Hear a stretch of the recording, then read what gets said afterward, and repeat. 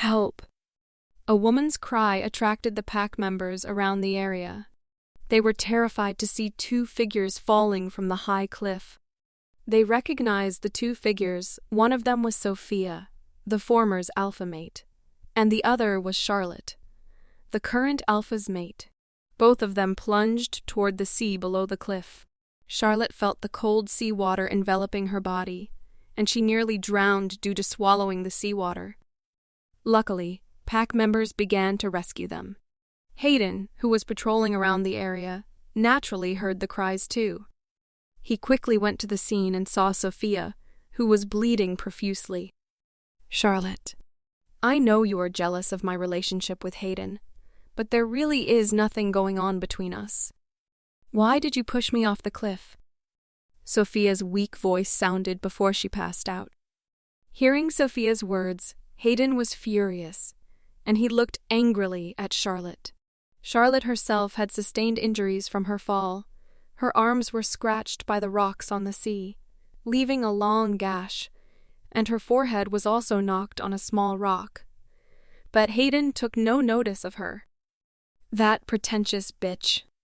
Tell them the truth, Charlotte. Charlotte's wolf," Lexi growled. "Hayden, I can explain." Charlotte tried hard to say those words despite the pain all over her body. Hayden sneered. "Explain?"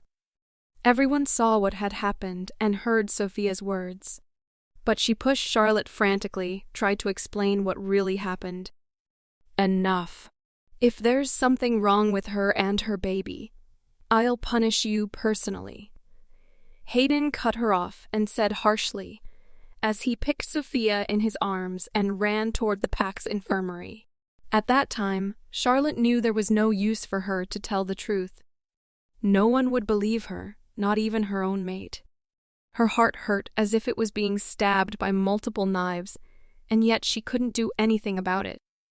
This wasn't the first time she was framed by Sofia and Mila, Hayden's younger sister. And just like today, he never asked her about what happened. He always listened to their side of the story and blamed her for everything. 3 years of being mated and married to him. She always tried her best to make Sofia and Mila happy, knowing how much they meant to Hayden, yet they kept treating her like an omega. Sometimes even worse. She had to serve them all the time. Charlotte knew the reason for it. They thought she was just an orphan she-wolf and not on par with Hayden, the ruthless alpha of the third largest pack, the Red Claw pack. They thought she didn't deserve to be the Luna of the pack due to her background. To be Hayden's mate, she purposely cut ties with her family to ensure Hayden wouldn't know her real identity. She just wanted to be his mate and serve him like a good Luna. Sometimes she thought, would it make a difference if they knew about her real background? But she didn't want them to know. She wanted Hayden to love her for her, not her as the powerful alpha in line. Because of that, she had endured every insult, humiliation, and abuse from Sofia and Mila. Yet she still served them as a good sister-in-law. She didn't tell Hayden about it as they were Hayden's family, and she always humbled herself in front of them. Hayden became the Red Claw Pack's alpha when his brother died, leaving Sofia as a widow and pregnant with his child. Charlotte was over the moon when she met him and knew he was her mate. But who would have thought that Sofia, the widow of Hayden's late brother, was more important than Charlotte? Ever since Hayden claimed Charlotte as his mate and married her, he seldom cared for her. Instead, he spent more time with Sofia. He was even more protective of Sofia. Everyone could see the way he treated Sofia, and there were rumors that Hayden was in love with her. Charlotte's mind was in a mess, and her body was drenched. Her arm and forehead were bleeding. It took her every effort just to stand up. Luckily, Noah, the beta of the pack, was kind enough to help Charlotte. He supported her to go to the infirmary to treat her wounds. "Thank you, Noah," Charlotte said with gratitude as they walked slowly toward the infirmary. Charlotte kept thinking if she had told Hayden of her real identity, would he believe her instead of Sofia? Should she tell him the truth? "You need to tell him the truth," Lexi growled to remind her. Even her wolf hated Sofia and Hayden. But would he believe her? As Hayden said, there were many witnesses. Charlotte's POV. Hayden's cold gaze froze me in my spot. It didn't help that I was still drenched, and the cold on my body hadn't subsided. His gaze made me feel even colder, as if I was once again submerged in icy water. "Stay there," he commanded harshly.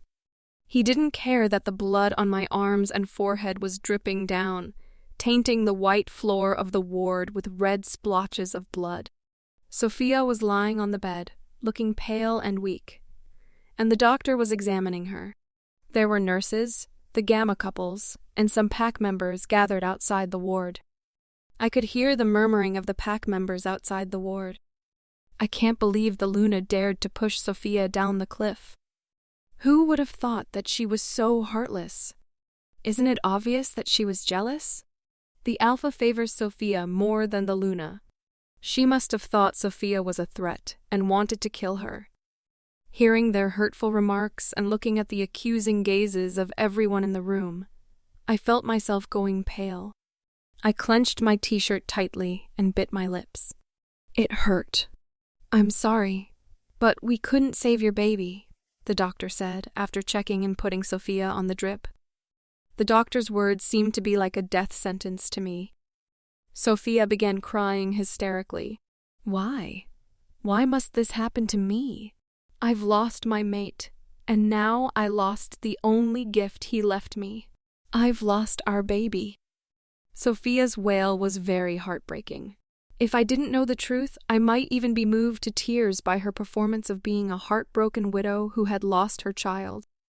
Charlotte, Hayden's sister, Milla, suddenly approached me and raised her hand high, giving me a slap on the cheek. I wasn't expecting it and couldn't stop her or dodge it. My mate just looked at us coldly with no intention of stopping his sister. "Are you happy now?" She glared at me. "You have killed her baby. You are very vicious for pushing her off the cliff. Kneel and apologize to her." I looked at Hayden and tried to explain. "Hayden, I can explain." Hayden sneered. "What can you explain?" "That you viciously pushed her off the cliff and jumped with her so everyone thinks that you were also a victim?" But she pushed herself down the cliff and pulled me along. I tried to explain what really happened frantically. "Do you think everyone is stupid and blind? Why would Sofia jump off the cliff when it's dangerous for her condition?" Hayden snarled. But I really didn't push her. I kept trying to defend myself and told him the truth. "Enough!" Hayden roared, and his alpha aura rolled off his body, making everyone, including me, cower in fear. "Stop lying and trying to slander Sofia. You have killed my brother's baby. Kneel and apologize to Sofia, just like Milla had said," he said coldly. His words made me freeze in my spot again. Why wouldn't he believe me? Why would he believe someone else's words but not his mate's? Was it true that he was in love with Sofia? I didn't even want to apologize to Sofia, much less kneel. For my mate to ask me to do those two things was humiliating. And it angered me. "I'm not going to kneel or apologize. I didn't do anything wrong," I growled. "If you don't kneel and apologize, I will dissolve our mate bond," he said indifferently. I froze again. He would terminate our mateship because of Sofia? "Bastard," Lexi growled. "Hayden, you are too much." I yelled at him. "I'm the Luna of the pack, and I will never kneel in front of anyone. And no one can force me to. It's in the pack's rule." "The pack's rules?" Hayden snorted. I straightened my back and lifted my chin. It stated that no one can force a Luna to kneel or apologize for something she didn't do. To my surprise, Hayden laughed. "Charlotte, do you think, as the Luna of the pack, you can do anything freely and not apologize for your wrongdoings?" He mocked me. "It seems to me you have been abusing your power as the Luna of the pack." He stood up and came to stand before me. Reaching out his hand, he pinched my chin forcefully. and to let you know I was the one who made those rules. And as the maker of the rules, I am now telling you to kneel and apologize to Sofia," he snarled. From the corners of my eyes, I saw Milla had a gleeful expression, and Sofia had a triumphant smile. "You believe someone else's words rather than your mate?" I, stupidly, still thought that I could make him believe me instead of that bitch, Sofia. "Enough, Charlotte. No matter how many times you tried to deny it, the evidence is clear. Everyone saw what you did." He released my chin forcefully, and I staggered back a few steps from the force. You really don't believe me?" I felt my heart turning cold. There really was no use in defending myself now. I looked at Sofia and saw her looking weak and pitiful once again, with tears streaming down her face. Hey, Sofia really was a good actress.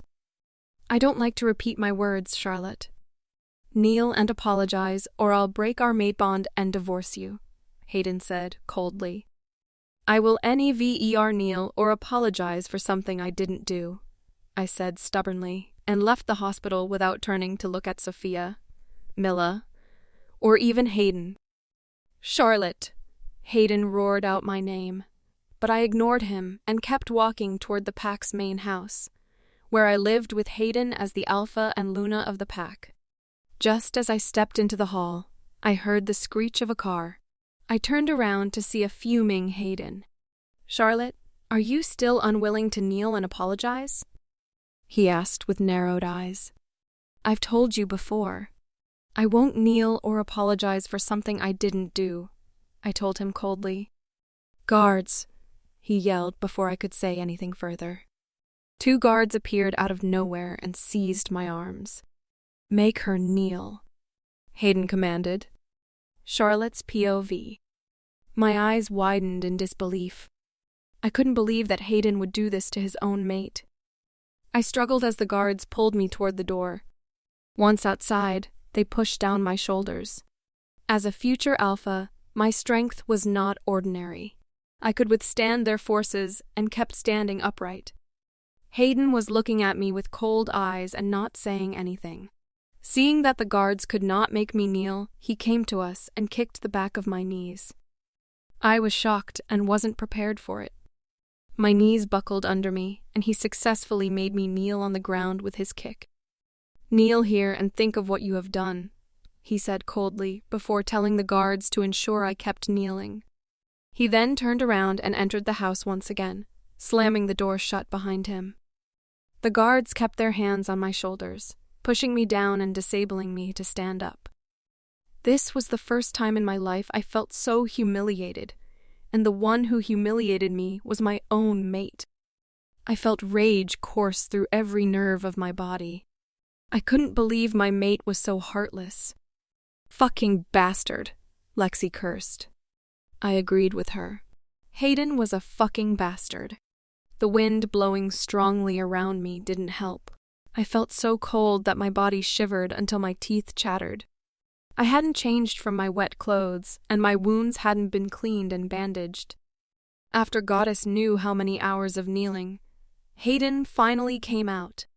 Hayden, I still had hopes that he would listen to me, but his next words wiped away all my hopes. "Have you thought about what you have done? Are you ready to apologize to Sofia?" He cut off my words coldly. "Hayden, is this how you treat your mate?" I asked through gritted teeth. "Mate?" he laughed. "Do you think I care about you being my mate? For me, a mate is just a stepping stone to become stronger. An alpha needs a Luna to make them and their packs stronger," he said coldly. I gasped and felt all my blood drained from my body. You never care about me? You never love me?" "Love?" he sneered and looked at me as if I was a clown. "I only claimed you as my mate and married you to save the trouble of my pack not having a Luna." I looked at him and felt my heart breaking. 3 years. 3 years of being his mate and his Luna. 3 years of trying hard to be the perfect Luna for him.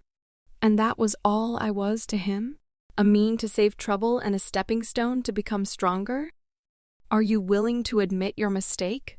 He asked impatiently. I lifted my chin stubbornly. Never. Then kneel until you admit your mistake. He spat and turned back to go into the house again. Alpha. Suddenly, Beta Noah appeared. Sofia is awake, and she's been crying non-stop. What? Has the doctor seen her yet? Hayden asked anxiously. She's hysterical and did not let anyone come near her, Beta Noah reported. All right, I'll go to the hospital now, Hayden said. He then turned to me and said, Don't make any trouble anymore, or you'll know the consequences. After warning me, he left in a hurry with Beta Noah. The 2 guards followed them as they were Hayden's personal guards. I let out a bitter laugh. How stupid was I to think that mates should fall in love with each other? After hearing his words, I had no hopes for Hayden anymore. All I felt was disappointment. I tried to stand up despite my legs being numb from kneeling for too long. I reached out and touched the walls for support and walked slowly toward our bedroom. Are you going to leave that bastard? Lexi asked as I was changing my clothes. Yes. Is it okay with you? I asked her. I knew severing the mate bond hurt so much for me, but especially for Lexi. I didn't know how it'd affect Lexi. I'd rather you leave him than stay mated with him, Lexi growled. Won't it affect you? I asked. It will. It will hurt for a while, but I'll manage. I want you to be happy, Charlotte, she said. Her words nearly made me cry. Lexi was the only one who cared for me in the 3 years of being married to Hayden. All right, don't cry now. She tried to comfort me. What's your next plan? Leave here and go back to the Mooncrest pack, I told her, and began packing my stuff. Good. After I finished packing, I dragged my suitcase and went out without anyone noticing. Everyone was either busy cooking nutritious meals for Sofia in the kitchen or going to the hospital to take care of her. How ironic, I thought. He let everyone take care of someone who wasn't his mate, while no one cared for his mate who was injured. Looking at the starless night sky, I felt tears stinging my eyes again. 3 years of trying to be his perfect mate went down the drain because of another female. I began walking toward the pack's border while dragging my suitcase.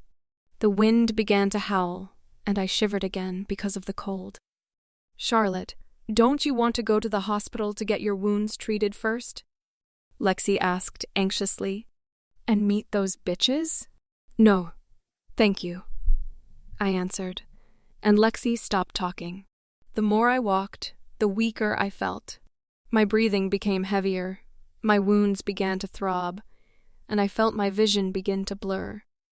Charlotte, let's go to the hospital first, Lexi's anxious voice sounded in my mind. My body swayed and I fell to the ground, feeling all my energy drained. I couldn't even move an inch of my body. I felt darkness start to pull me in. What should I do? An image popped into my mind, and I struggled mightily to open up a mind link I hadn't used for the last 3 years. Charlotte? A man asked in disbelief once our mind link opened up. Leo, help me. Pick me up. At the Red Claw Pax border, I said with much difficulty before succumbing to the darkness. Charlotte's POV. My eyes fluttered open, and the first thing I saw was a clean white ceiling. Charlotte, you are awake. I heard a female's relieved voice. I turned my head and saw my best friend, Olivia, sitting on a chair beside my bed. Olivia, where am I? I asked with a hoarse voice.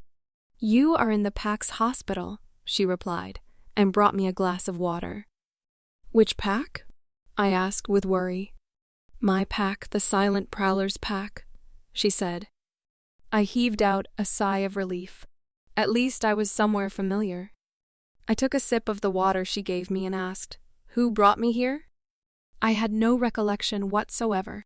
The last thing I remembered was passing out near the Red Claw Pack's border. Did Leo bring me here? I asked her as I remembered mind-linking Leo, my beta. Yup. After you mind-linked him, he became frantic and rushed out to search for you, she said. Then what happened? I asked. He said he found you unconscious on the side of the road and quickly brought you here since it's the closest to the Red Claw Pack, Olivia explained. What's wrong with me? Why did I faint? You had a fever and were injured, she said. Fever? Must be because I was drenched and forced to kneel under strong wind. Shar, what happened? She asked. What do you mean? I pretended not to know what she meant. Why did you come back after 3 years of no news?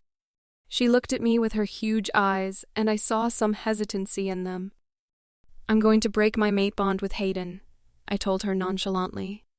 To my surprise, she didn't look shocked. Is it because of the rumor? She asked. Rumor? What rumor? The whole continent heard about you pushing Sofia Thompson off the cliff because of jealousy. And she miscarried because of it. She said, and it was apparent she was embarrassed to say those words to me. I laughed. The whole continent knows? Yeah, and the members of the Red Claw Pack said you are not fit to be their Luna. I smirked. That bitch sure moves fast. What do you mean? She asked, obviously confused. Do you believe the rumor? I asked her. It had been 3 years since I last saw and contacted her. Would she believe the rumor more than she believed me? She rolled her eyes. Of course not. I know you. You wouldn't do that even if you were jealous.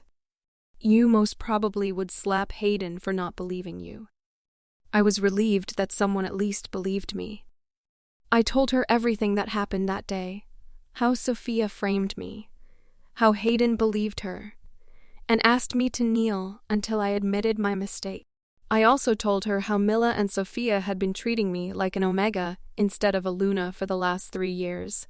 I was in Red Claw Pack, including how Hayden was only using me and preferred Sofia. Those bitches and that bastard Hayden. If he doesn't love you, he should have rejected you and not used you like that, Olivia said angrily. That bitch Sofia must have asked people to spread the rumor? She continued, still fuming.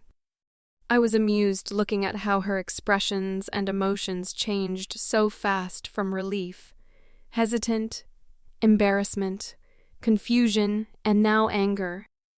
Are you okay, Char? She asked with concern. I'm fine.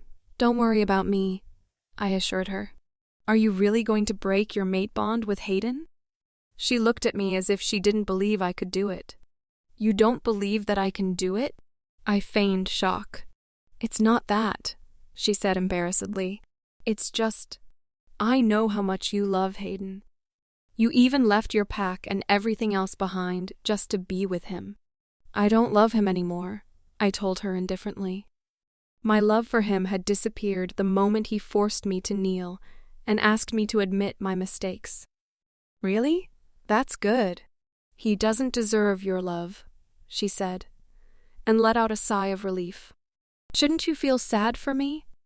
I'm going to sever my mate bond, I teased her. It's better not to have a mate rather than to have a bastard as a mate, she said as she rolled her eyes. I laughed, hearing her words. What she said was true. I must be blind to stay with a bastard like Hayden for 3 years while he spent more time with another woman and cared more for that woman. Suddenly we heard some whispering outside the ward. Have you heard about the Luna of the Red Claw Pack? A female voice asked. She pushed her sister-in-law off the cliff and caused her to miscarry. She's so vicious, another female answered her. They kept gossiping until their voice faded out and disappeared. Those bitches. Olivia stood up and was going to reprimand them, but I stopped her. Don't do anything, I told her. Why did you stop me? I'm going to give everyone, especially that bitch Sofia and that son of a bitch Hayden, a piece of my mind. Olivia seethed. Don't do anything, I repeated calmly. I'm going to ask your dad and brother to deal with them. They should know you are the next alpha of the Mooncrest Pack. Let's see if they still dare to say bad things about you." Olivia was so angry she didn't seem to hear my words as she kept trying to make everything right for me. I was thankful for her, but I didn't need anyone to stand up for me. "Olivia," I called her sternly, and this time she returned to her sense. "I'm so angry," she said as she sat down again. "How are you so calm?" "Don't worry. I have already prepared a gift for the Red Claw Pack and Hayden," I smirked. "A gift? What gift are you going to give them? What are you going to do to him?" "Tell me," she asked with excitement. "Charlotte's POV." I laughed, seeing her excitement. "You'll know when the time comes," I smirked. "Oh, come on, Char. I'm your best friend. You should tell me about this gift you have prepared for them." She tried to fish out information from me, but I wouldn't budge. "Don't worry. It's gonna be a big gift," I smirked again, thinking how they would react after receiving my gifts. "So you won't tell me?" "You are so bad," she complained and pouted. I laughed and patted her head. Olivia was different from me. While I was tall and slender, she was petite with huge, innocent eyes, just like a child. But never be deceived by her appearance. She was impulsive and a powerful she-wolf. She could punch a hole in a wall with her bare fist. Even I didn't dare to be near her when she was angry. Well, the most important thing now is to break my matebond with Hayden. I changed the subject. "Do you know how to do it?" I had no idea how to do it. Should I just reject him? But it wouldn't sever the matebond. It'd be just like any other rejection. "Char, are you really sure you want to break the matebond?" "It'll be different than a normal rejection," she said thoughtfully. "I know," I answered her firmly. "I don't care about Hayden or the Red Claw Pack anymore. You know I'm going to be the alpha of the Mooncrest Pack. Why should I care about them? I'm going to be even more powerful than Hayden and his pack." She scrutinized me to see if there was any doubt in my eyes, but I had made up my mind. Once she saw that I was adamant about doing it, she sighed. "So, do you know how to do it?" I asked her again. She was hesitant, but nodded in the end. "I heard you need to pray to the moon goddess together with Hayden and reject each other at the same time." "It sounds easy," I said lightly. "Char, the breaking of matebond might break your soul and Lexi," she said as she looked at me with despair. I looked at her and asked, "Do you want me to stay with him, keep being abused by his family and Sofia, and be unhappy?" She looked down at her hands that were holding mine. "It's not that. I just don't want you to be soulless." I laughed, hearing her words. "Olivia, thank you for your concern. But me and Lexi are stronger than you think. We've been best friends for so long. Do you think I'll become weak after a simple rejection?" She finally looked at me, and her eyes finally twinkled with excitement. "You are right. You are the most powerful she-wolf I've ever known. I can't wait for that bastard Hayden's reaction when he knows you are the alpha of the second strongest pack," she giggled. "All right. I'm feeling better now. My fever has subsided, and my injuries have all healed. I want to be discharged and return to the Red Claw Pack to tell Hayden of my decision," I told her. "Okay, stay here. I'll get the paperwork done," she said, and went out to help with my discharge paper. I smiled as I looked at her back. I was lucky to have a friend like Olivia. Once alone at the ward, I sighed again.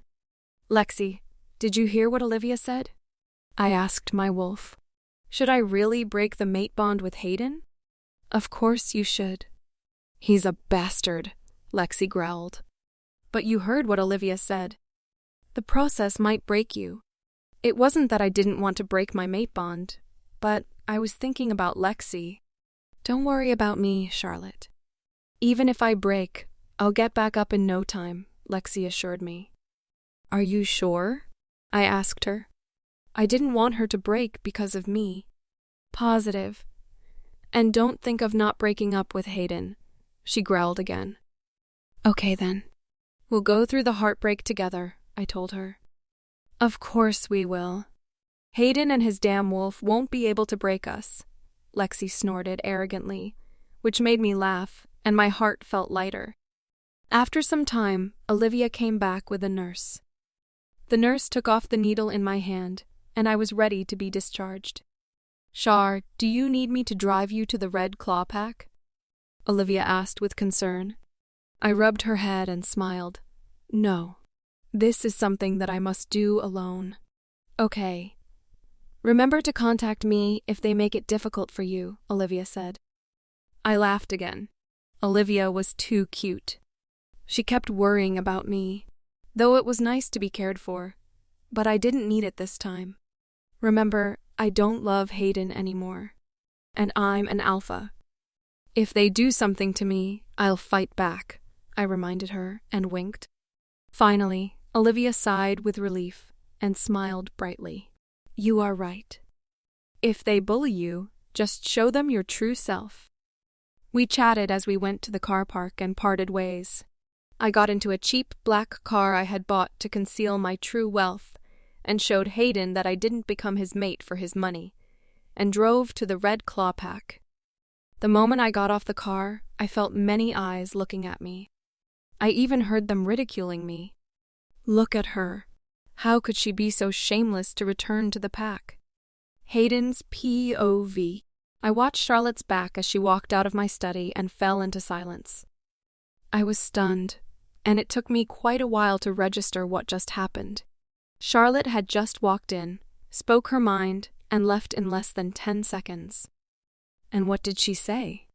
She was going to wait for me tomorrow night when the moon rise at the moon goddess's altar to break our mate bond, and she didn't want anything from our divorce? I sneered. She was just an orphan who had no one and nothing, and had been dependent on me for the last 3 years. Everything she had was given by me or bought with the money I gave her. What gave her the confidence to say that she didn't want any compensation for our divorce? And all she wanted was to be free of me and the Red Claw Pack? How ridiculous of her. Suddenly I heard Noah clear his throat. Alpha, shall I ask someone to pack Luna's things and prepare for tomorrow night's ceremony? I looked at him as if he was a clown. Did he really believe that Charlotte would have the heart to go through the ceremony and break our mate bond? Charlotte had loved me with all her heart since we first met. She was timid, meek, and shy, and always tried her best to make me happy. There was no way for her to be able to terminate our mateship. Do you believe she would be able to leave me? I asked with a raised eyebrow. Noah didn't answer my question, but it looked like he believed her. Forget it, I waved my hand. Don't bother with it. She wouldn't have the courage to break off her relationship with me. But she seemed to have made up her mind and seemed resolute about her decision, Noah said. I rolled my eyes. She's just pretending and throwing a tantrum because I made her kneel and asked her to apologize. If you said so, he said before leaving me alone. His words irked me. What did he mean by if I said so? Hayden, this is all your fault, my wolf, Rhett suddenly growled. And why is this my fault? I asked lightly. You were the one who first mentioned the issue, Rhett kept growling. I snorted. You still want someone as vicious as her to be your mate? I don't believe she did it, Rhett said. Rhett was very protective of our mate. Well, it was in his nature to do so. You don't believe it? Many people saw what happened, and Sofia said it herself, I snorted. And you believe Sofia? Rhett asked. What? You think she jumped off the cliff by herself? Why would she do that? She loved her baby. Why would she endanger herself and kill her baby? I tried to make Rhett see the truth and not be biased. Charlotte was right. You treated your mate in contempt, yet you treated someone else lovingly. You even trusted Sofia more than your own mate. It isn't a wonder she is adamant about breaking the mate bond. But Hayden, if you break your mate bond, it will hurt you, and I won't talk to you anymore, Rhett growled and threatened me. At the mention of how terminating the mateship would hurt me, I became restless. I knew breaking the mate bond was different than rejection. It would hurt like hell, but I still didn't believe Charlotte would be brave enough to separate herself from me. Rhett, you know why I have to protect Sofia. I sighed and changed the subject. Rhett snorted but didn't say anything. Sofia is my brother's widow. You know how much I love my brother. He was the one person closest to me. He stood up for me many times when I was bullied. Taking care of his widow, Sofia, is the least I could do for him now that he is no longer around, I reminded Rhett. And you think that justified your action of treating your mate indifferently? I massaged my temple because of the headache coming from Rhett's questions. You know why I claimed Charlotte as my mate, I told him. Just because you don't love her doesn't mean you can treat her coldly, Rhett snorted. I always treated her nicely. She was never short of anything all this time, I reminded him. You are the only alpha who treated another she-wolf better than your own mate, Rhett growled. Enough, Rhett. The only reason I took her as my mate was to make the pack stronger, and also because you wanted me to. So shut your mouth when you know it was partly because of you. I had no patience to talk to him anymore. Was it wrong for me to take a mate to strengthen myself and the pack?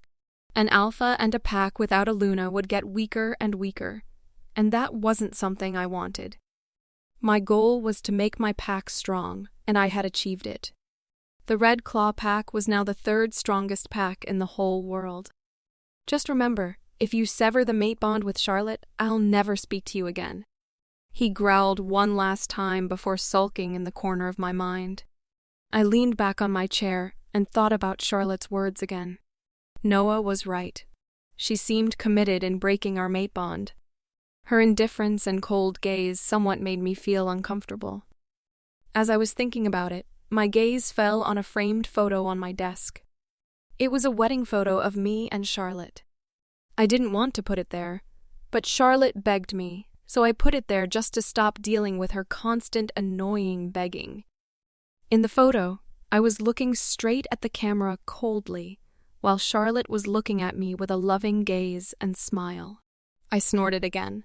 There was no way she would go through the ceremony tomorrow. She loved me too much to leave me. Suddenly, I heard a knock on the door. Come in, I said, and Sofia appeared. Hayden, I bring coffee for you, she said softly. I stood up and went to her. Sofia, you've just recovered. You don't have to do this, I told her gently. This is nothing. I just don't want to see you tire yourself out, she said in her soft voice. Sofia was gentle, elegant, soft, and beautiful. It wasn't a wonder my brother fell for her. With her temperament and appearance, she was the perfect example of a woman who needed to be protected. Thank you. I took the cup of coffee from her and placed it on the desk. Are you busy? She asked and looked at me with a gentle gaze. Yeah, I have tons of paperwork to do, I told her. All right, I'll let you get back to it. Don't work too hard, she reminded me and left. I returned to my seat and took a sip of the coffee, but then put the cup back on the desk. The coffee didn't taste as good as what Charlotte used to make for me, I thought. I frowned. What the heck was I thinking? I never cared about it before. Why did I think about her now? It must be because she threatened me to break the mate bond. Let's see if she could still pretend tomorrow, I sneered again. Charlotte's POV. The moment I said those words and left Hayden, I felt a mixture of emotions: sadness, heartbreak, and pain. Yet there was also a rare sense of relief. As I left the Red Claw pack, I saw a familiar figure standing not too far from me, as if he was waiting for me. The closer I got to the figure, I realized it was my dad. My memories of what I had done to him came back to me in a rush. I stubbornly left him and my pack for Hayden, and cut off my ties with him for 3 whole years. But despite his objections, there he was waiting for me. Charlotte, my good daughter, he said gently and opened up his arms. Looking at him still accepting me even though I had been a bad daughter to him, I felt all the grievances and resentment I had experienced explode, and all my defenses crumbled down. I ran the short distance separating us and threw myself at him. "Dad," I sobbed. Charlotte's POV. Feeling the familiar warmth of my dad's embrace, my tears fell hard from my eyes, like a dam that just broke. "Dad," I sobbed brokenly. There. Dad is here now. Everything will be fine. Dad won't allow anyone to make you sad anymore," my dad said gently as he stroked my back. Hearing his words, I broke down even further. I thought he would blame me for going against him 3 years ago. But no, he was still the same dad who doted on me so much. "Let's go home first, little Lottie." He used the nickname he had called me since I was small. I nodded while still being enveloped by his strong arms, and he led me toward his car. Suddenly, I remembered that I had driven here and stopped him from pulling me to his car. "Dad, I drove here." I pointed embarrassedly to the old black car not far away from where we stood. He looked at the car I was pointing at and became livid. He actually dared to give my daughter that piece of junk? "No, Dad. I was the one who chose it. I didn't want him to think I was only with him for his wealth," I quickly explained. But then I felt my words were wrong. It sounded like I was defending Hayden. Would Dad get mad? My dad scrutinized me with his black eyes and said, "It was his loss for leaving such a precious princess like you." I sighed in relief, and my mood was lifted when I heard my dad's words. For him, I would always be his little girl who needed protection. "Just leave that junk there. It's not suitable for you," he said, pulling me toward a black Rolls-Royce without giving me a chance to say no. Not that I would say no to sitting in a Rolls-Royce. To be honest, I kinda missed living a luxurious life. Sitting in the Rolls-Royce, I closed my eyes and enjoyed the sensation. The soft leather seat, the smell of expensive leather, and the smooth way the Rolls-Royce glided across the road were enough to lift the corners of my lips into a smile. We reached the Mooncrest Pack, and my dad led me to his studies straight away. He sat behind his desk while I sat opposite him. He looked at me calmly, but his calm gaze made me feel like a student being called into the principal office for doing something bad. I looked down and fiddled with my fingers, not daring to look at him. "Tell me what you've been through the past 3 years, Lottie," he said in a voice that brooked no argument. My head snapped up at his words. I knew he would ask me this question, and I was prepared for it, but I was still hesitant to tell him when the time came. He raised an eyebrow at me, and I knew I had no other choice but to tell him. I told him everything that had happened, from the moment I was claimed and married to Hayden to the moment when I decided to break the matebond with him. I saw my dad's face darkened with each word I spoke, and the moment I finished, his face turned so ugly, which made my heart thump from fear. Would he blame me for being so stupid? "Dad, I was about to apologize to him, but he cut me off." "How dare they treat you like that?" he roared, and I flinched. That alpha, his mistress, sister, and pack. "I'll destroy them all." Seeing how furious he was, I quickly stood up, rounded the table, stood behind him, and began kneading his shoulders to calm him down. "Dad, I'm okay now. I have decided to terminate my mate bond with him. And now I'm back. They won't be able to do anything to me because you will protect me." I was so glad he didn't blame me and still took my side. I felt his anger begin subsiding and his body relaxing. "You are right," he nodded. "Now that you are back, you'll be treated the way you should be, like a princess." His words made me smile. "Yes, Daddy is the best." He chuckled, stood up, and hugged me. "I'm sorry that you have to go through all those horrible experiences. And I'm sorry that I wasn't there for you," he said with a sad voice and a guilty expression. Looking at him like that made me want to cry again. "Dad, it wasn't your fault. I was the one who stupidly chose to marry him and stayed with him, even though they treated me horribly. My dad scowled and flicked my forehead. Yes, you were stupid to want to be hurt repeatedly. I rubbed my forehead and pouted.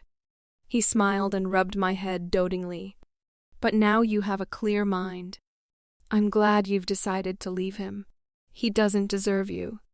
And from now on, my little Lottie will be doted and pampered. Dad won't let anyone hurt you anymore. I hugged him hard with a huge grin and praised him again. Thank you, Daddy. You are the best. He chuckled and hugged me back. I loved my dad so much. Now I really felt stupid for leaving him in the pack for Hayden 3 years ago. Lottie, Dad called me in a serious tone. I looked at him and saw that his expression was serious too. Do you need Daddy's help in taking revenge? I can wage war between our pack and his. He wouldn't be able to win against us.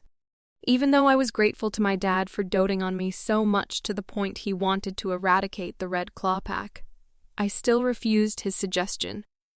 No need, Dad. I don't want anything to do with him anymore. Just let him be with Sofia. After breaking the mate bond tomorrow, I'll treat him as a stranger, I said firmly. But there was a trace of bitterness and sadness in my heart. It seemed to say the words breaking the mate bond and thinking of Hayden with Sofia could still affect me. That's my good daughter. Just forget him and treat them like strangers. Don't let them affect you anymore. Dad smiled dotingly at me. I will. Don't worry, Dad. Even though I was sad to leave Hayden, I had already made up my mind to forget him and move forward. As Dad said, he didn't deserve me. Dad, I need to meet Olivia now. But I promise you that I'll prepare to take over the pack from now on. I grinned at him. His eyes lit up. He had always wanted me to take over the pack and become the first female alpha since 3 years ago. But I chose to leave and be with Hayden. Good. Just remember that Dad will always have your back, all right?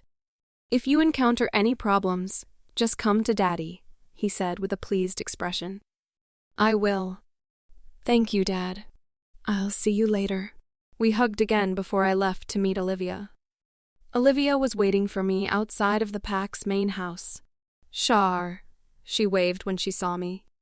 Her innocent face and gestures immediately made me smile. I walked toward my cute friend. Have you been waiting for a long time? I rubbed her head. Nope. She shook her head and looked at me with those Bambi eyes of hers. Aren't you busy with your pack? I asked her. Olivia was also like me. She was the only daughter of the alpha of the Silent Prowlers pack. The Silent Prowlers pack was one of the smaller packs, but was still powerful.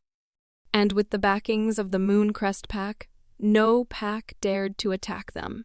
Nah, I'm not ready to take over the pack yet, and my dad knew it, she said and smiled mischievously, making her look even more adorable.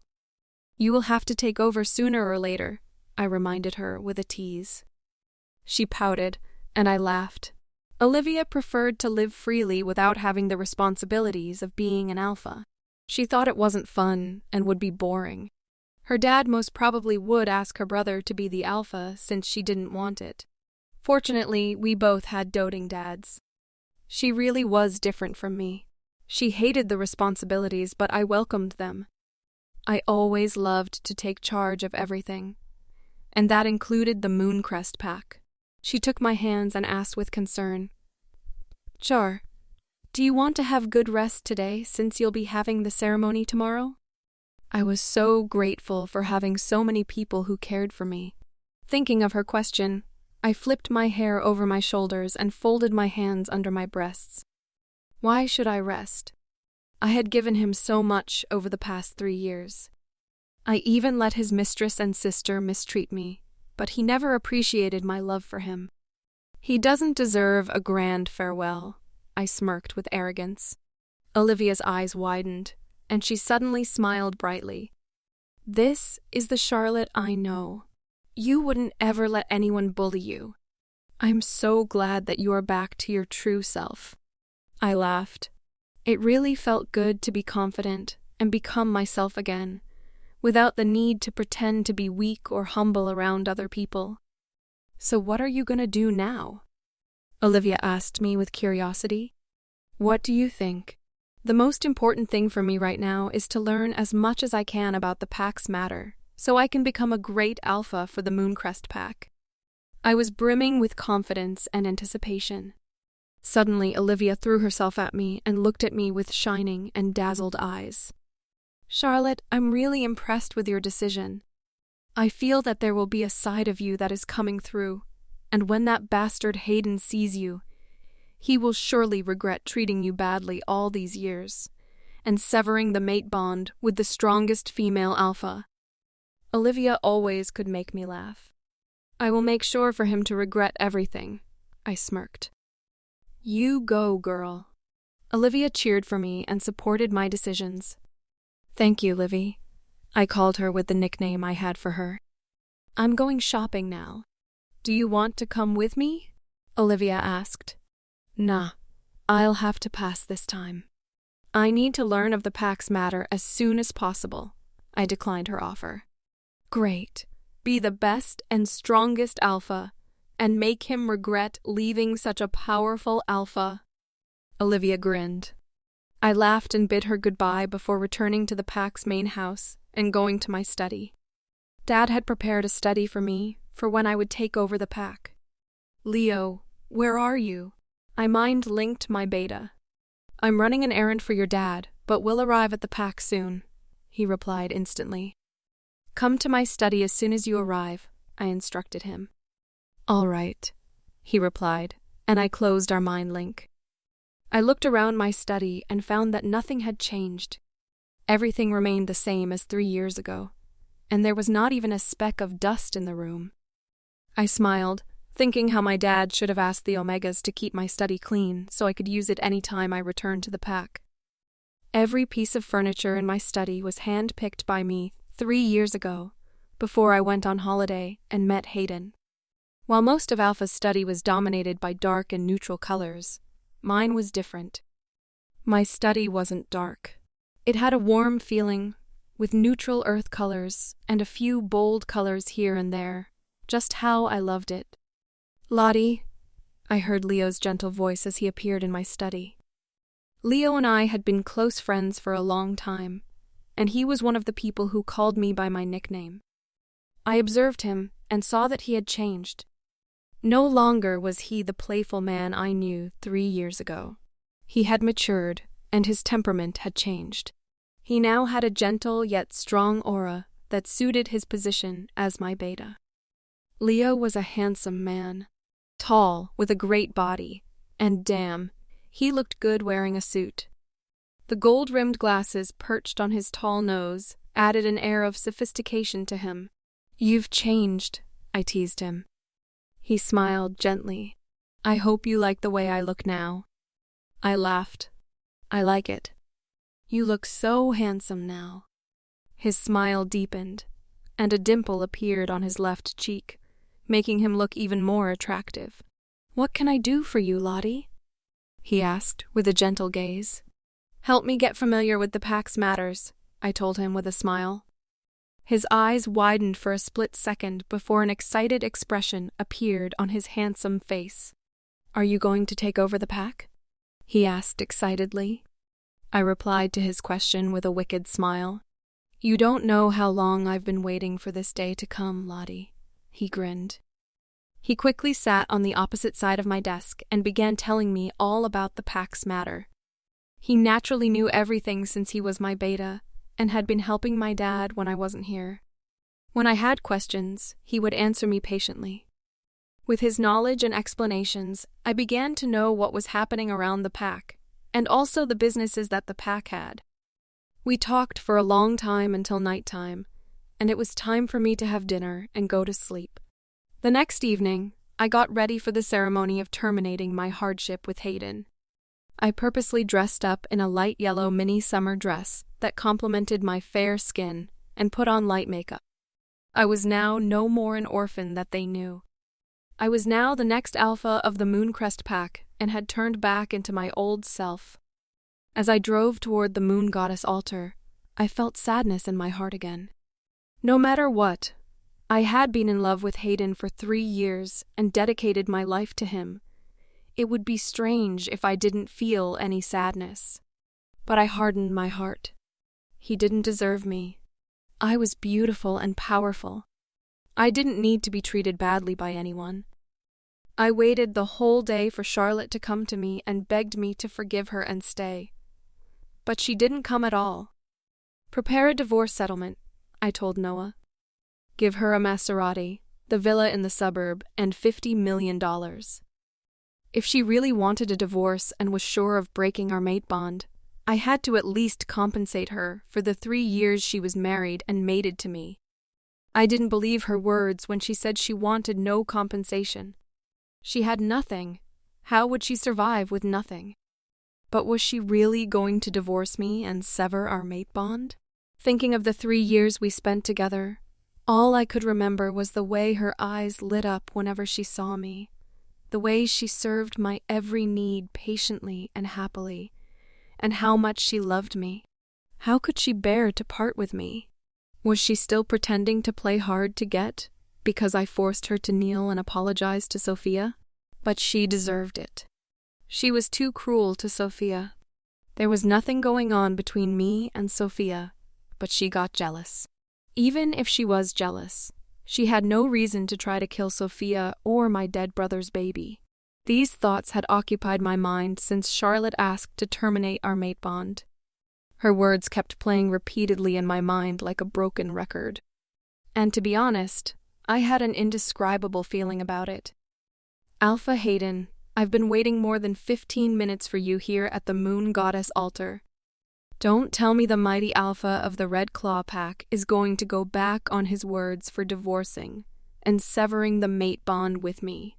Suddenly, I heard Charlotte's cold voice through the mind link. Her cold voice, mocking words, and the way she called me Alpha Hayden instead of the usual Hayden annoyed and infuriated me. Was it already the time? I glanced at the clock on the wall and realized I was already 10 minutes late.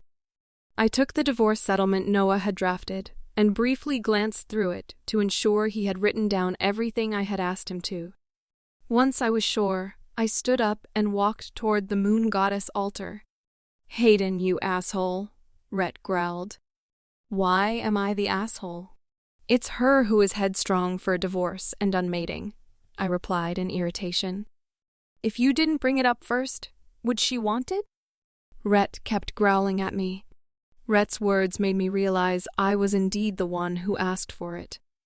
She could kneel and apologize to Sofia instead of doing this, I snorted. "She didn't do it." "You are blinded by that bitch, Sofia," Rhett yelled at me. "Say one more bad word about Sofia, and I'll put a wall between us," I growled. Even though I wasn't in love with Sofia, I wouldn't let anyone talk badly about the woman my brother loved. "You are a fucking moron. You'll regret this," Rhett yelled at me again. I ignored him and kept walking toward the moon goddess altar with the divorce agreement in my hand. When I reached my destination, I was surprised to see Charlotte. She looked different than her usual self. She looked gorgeous. I didn't know why, but her gorgeous appearance upset me. "Are you sure you want to do this? Have you thought it through?"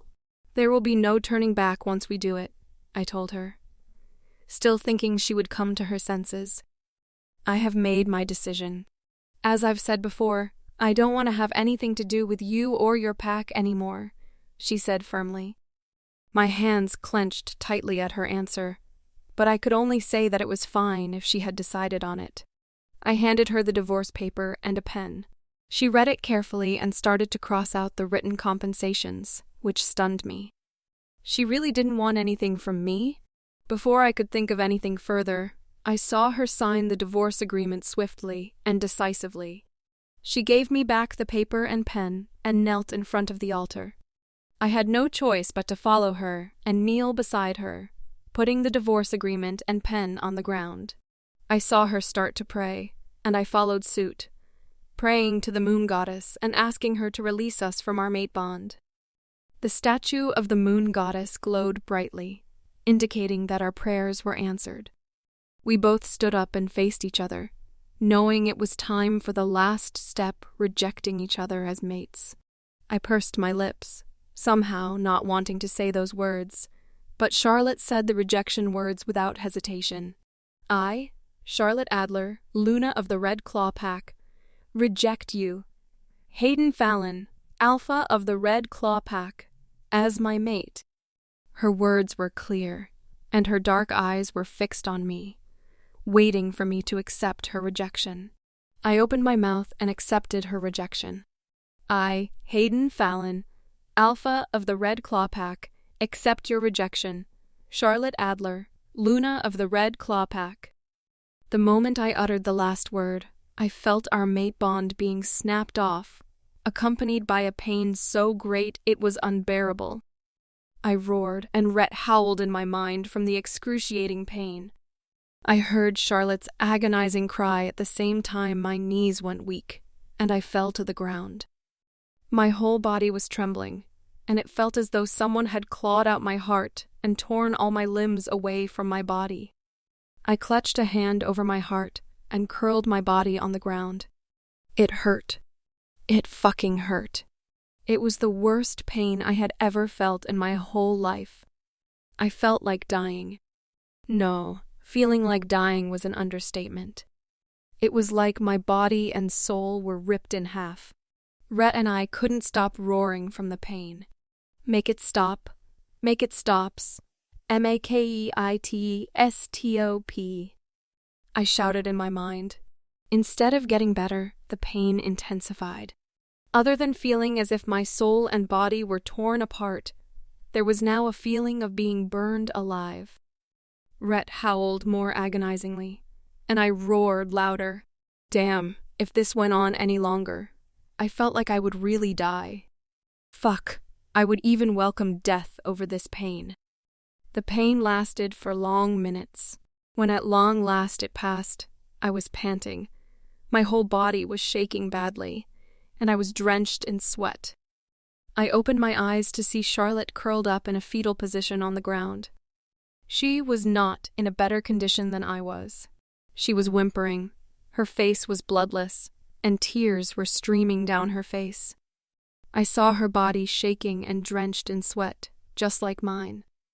Seeing her condition, I felt a different kind of pain in my heart, knowing that we were not mates anymore, and I was the cause of it. I gasped as another pain in my heart assaulted me again. I felt suffocated and couldn't breathe. It lasted only a few seconds, but it felt even worse than the pain from before. My body gradually stopped shaking, and I sat up, gathering my strength and regulating my breathing. I saw Charlotte move out of the corner of my eyes. Her movements were slow, and she was still trembling a little bit.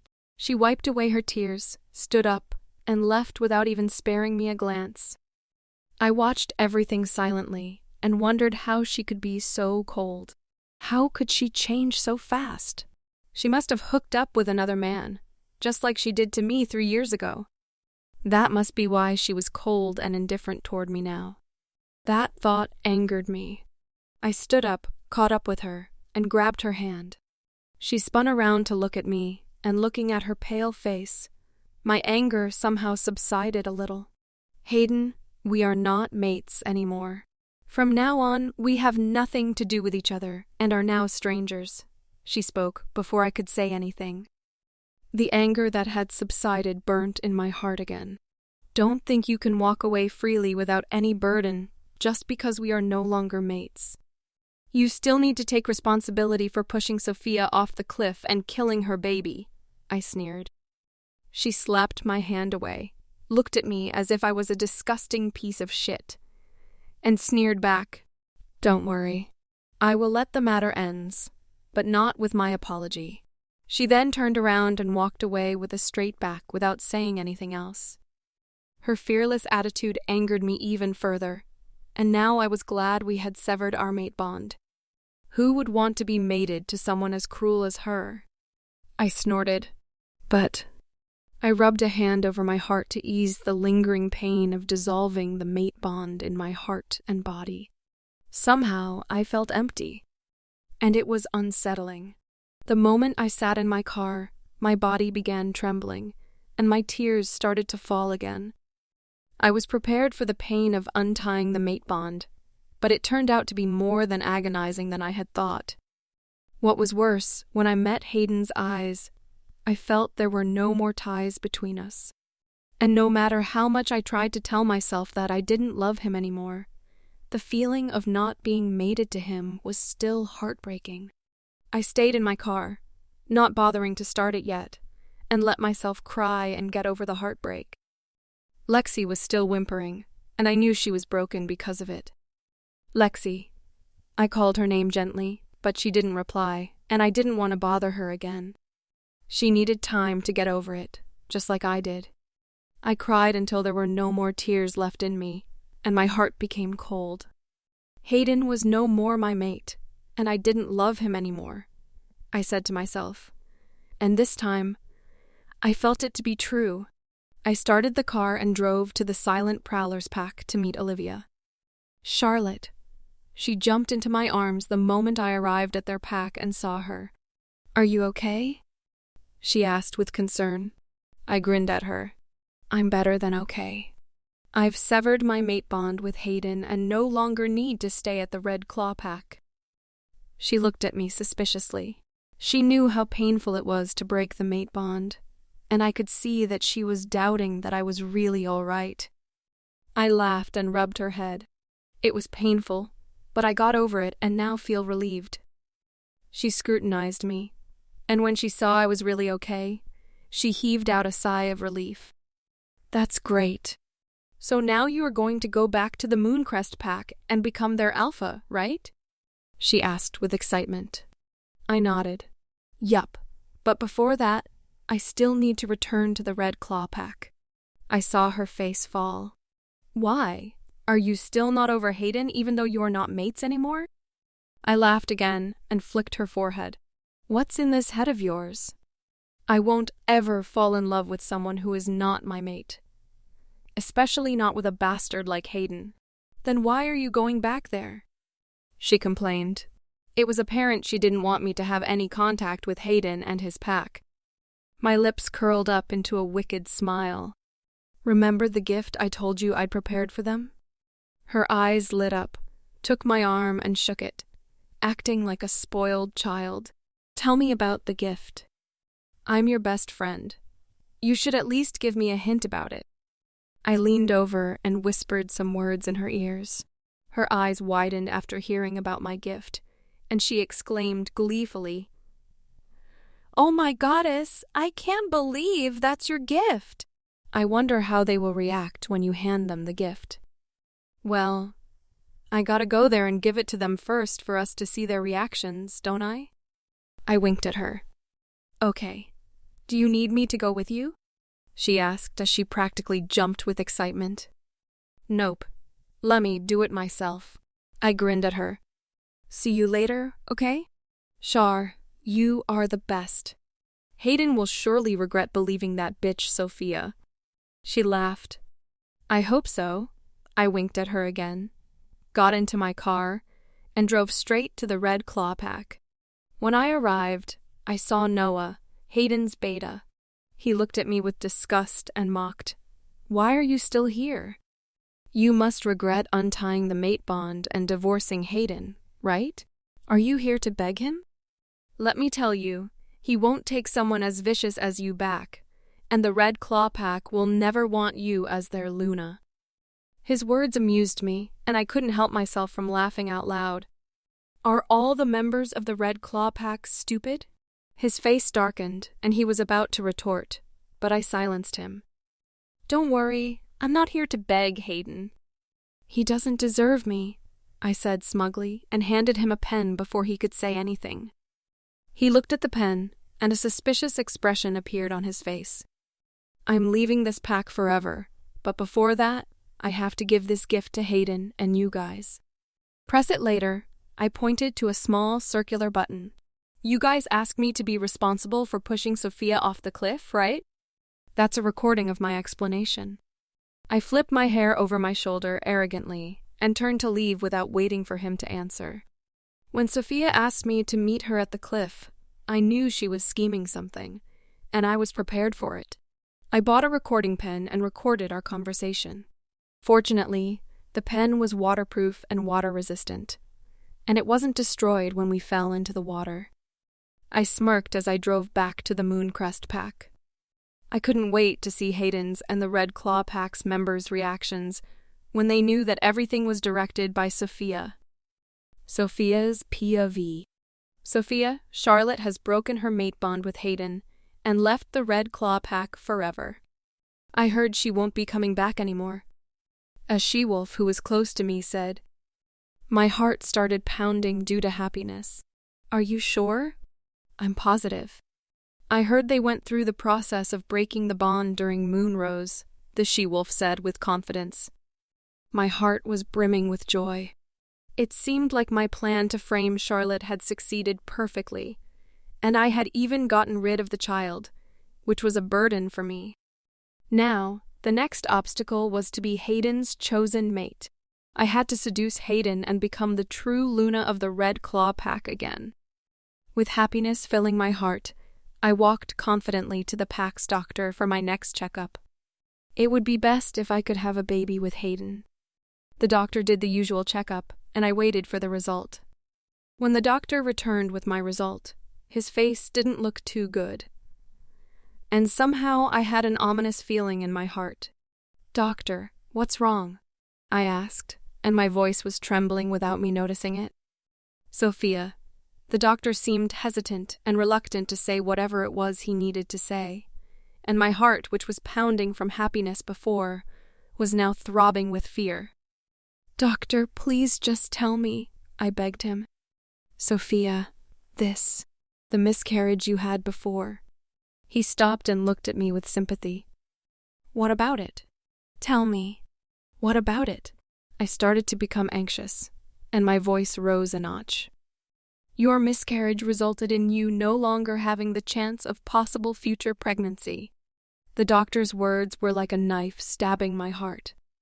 No, it can't be possible. I shook my head frantically. You are lying. There must be something wrong with the result.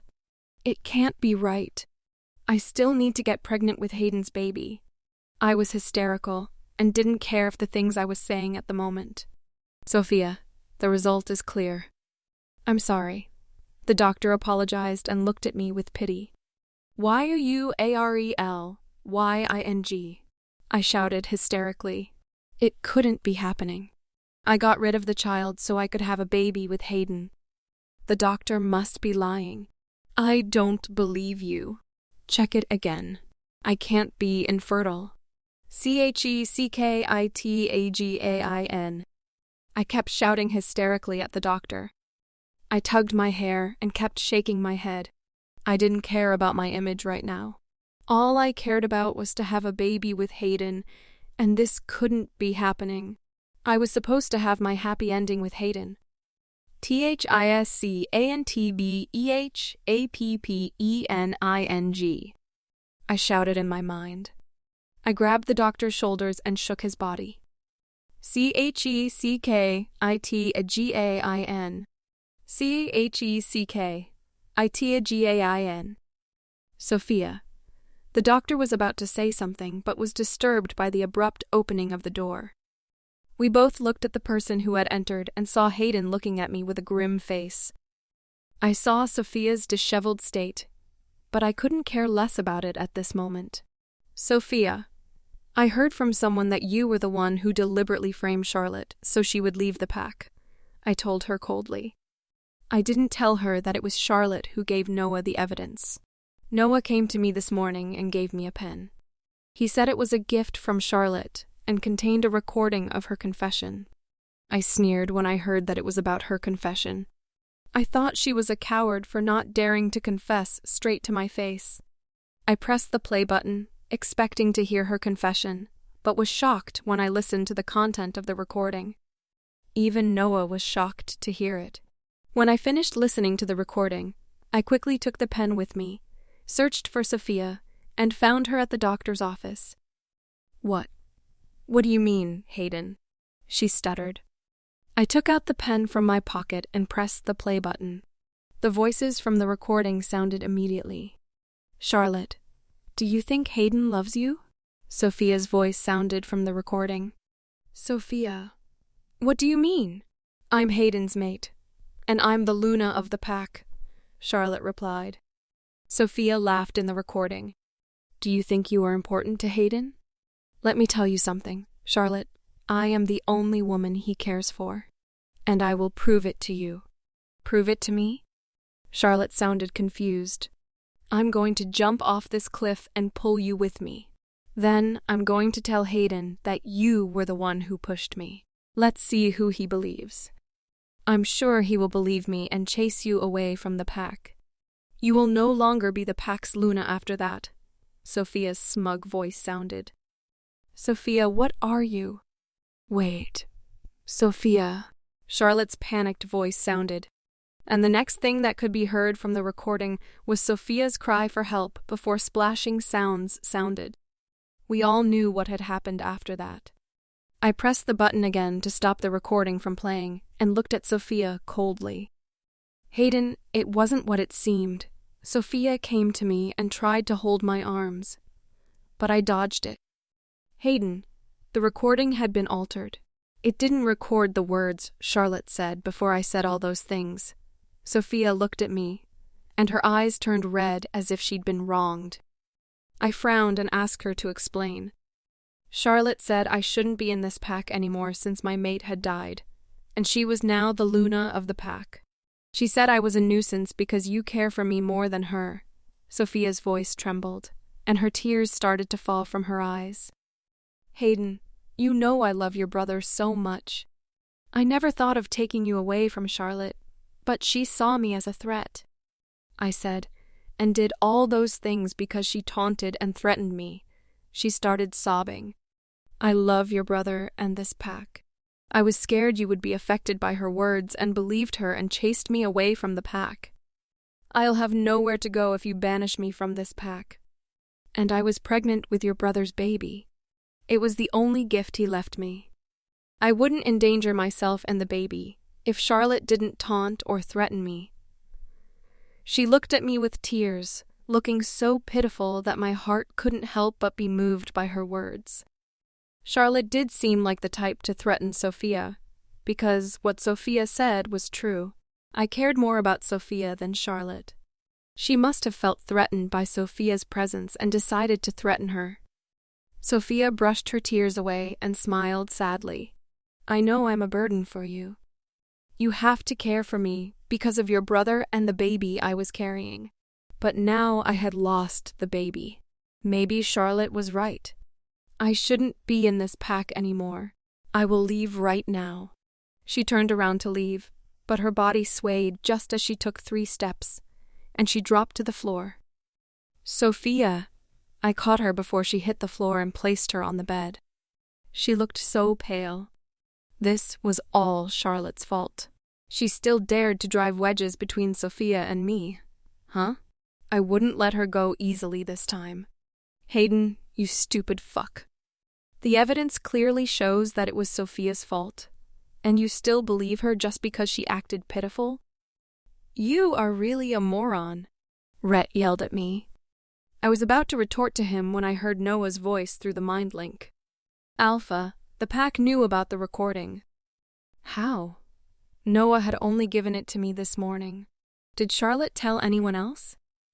That bitch.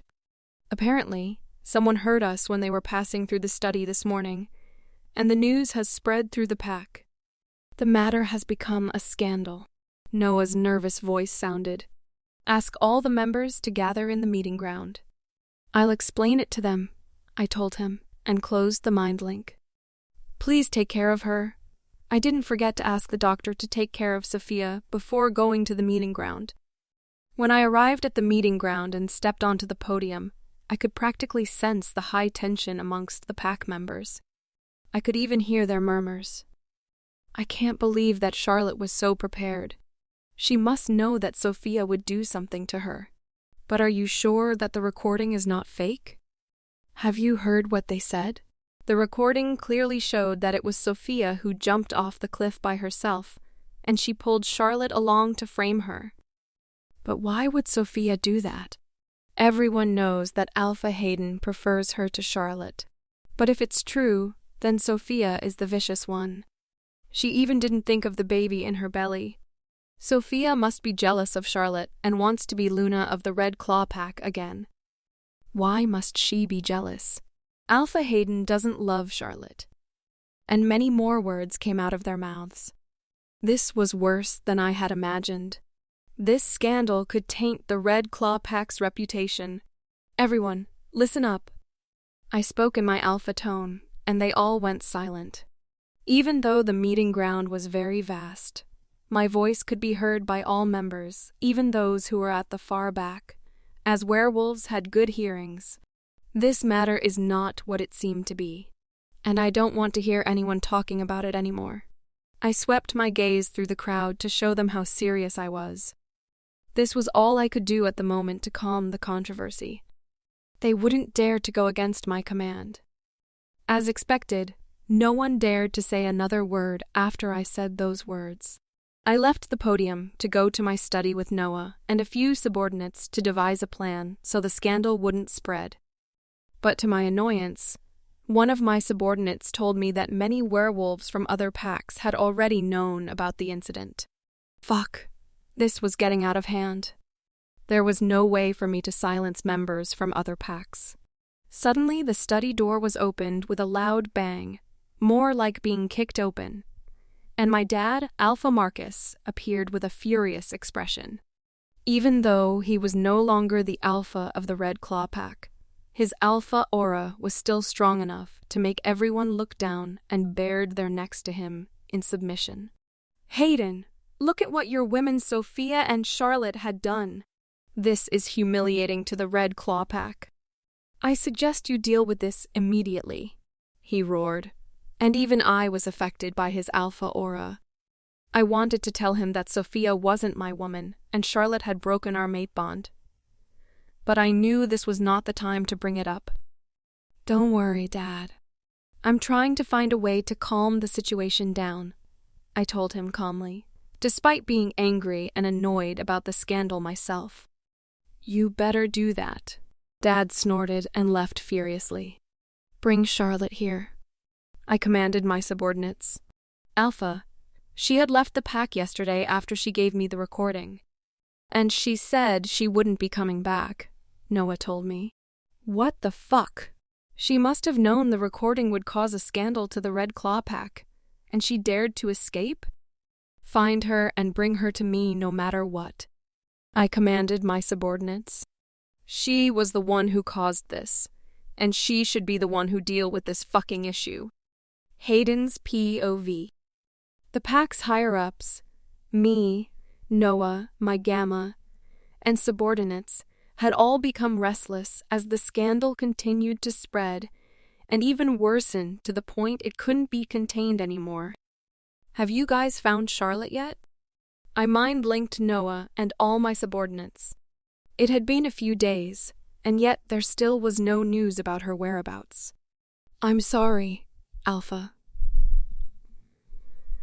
We couldn't seem to find her, my subordinates replied, and Noah echoed their words.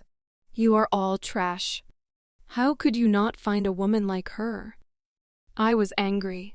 Charlotte was an orphan. How difficult was it to find her? I'm sorry, Alpha. We are trying our best.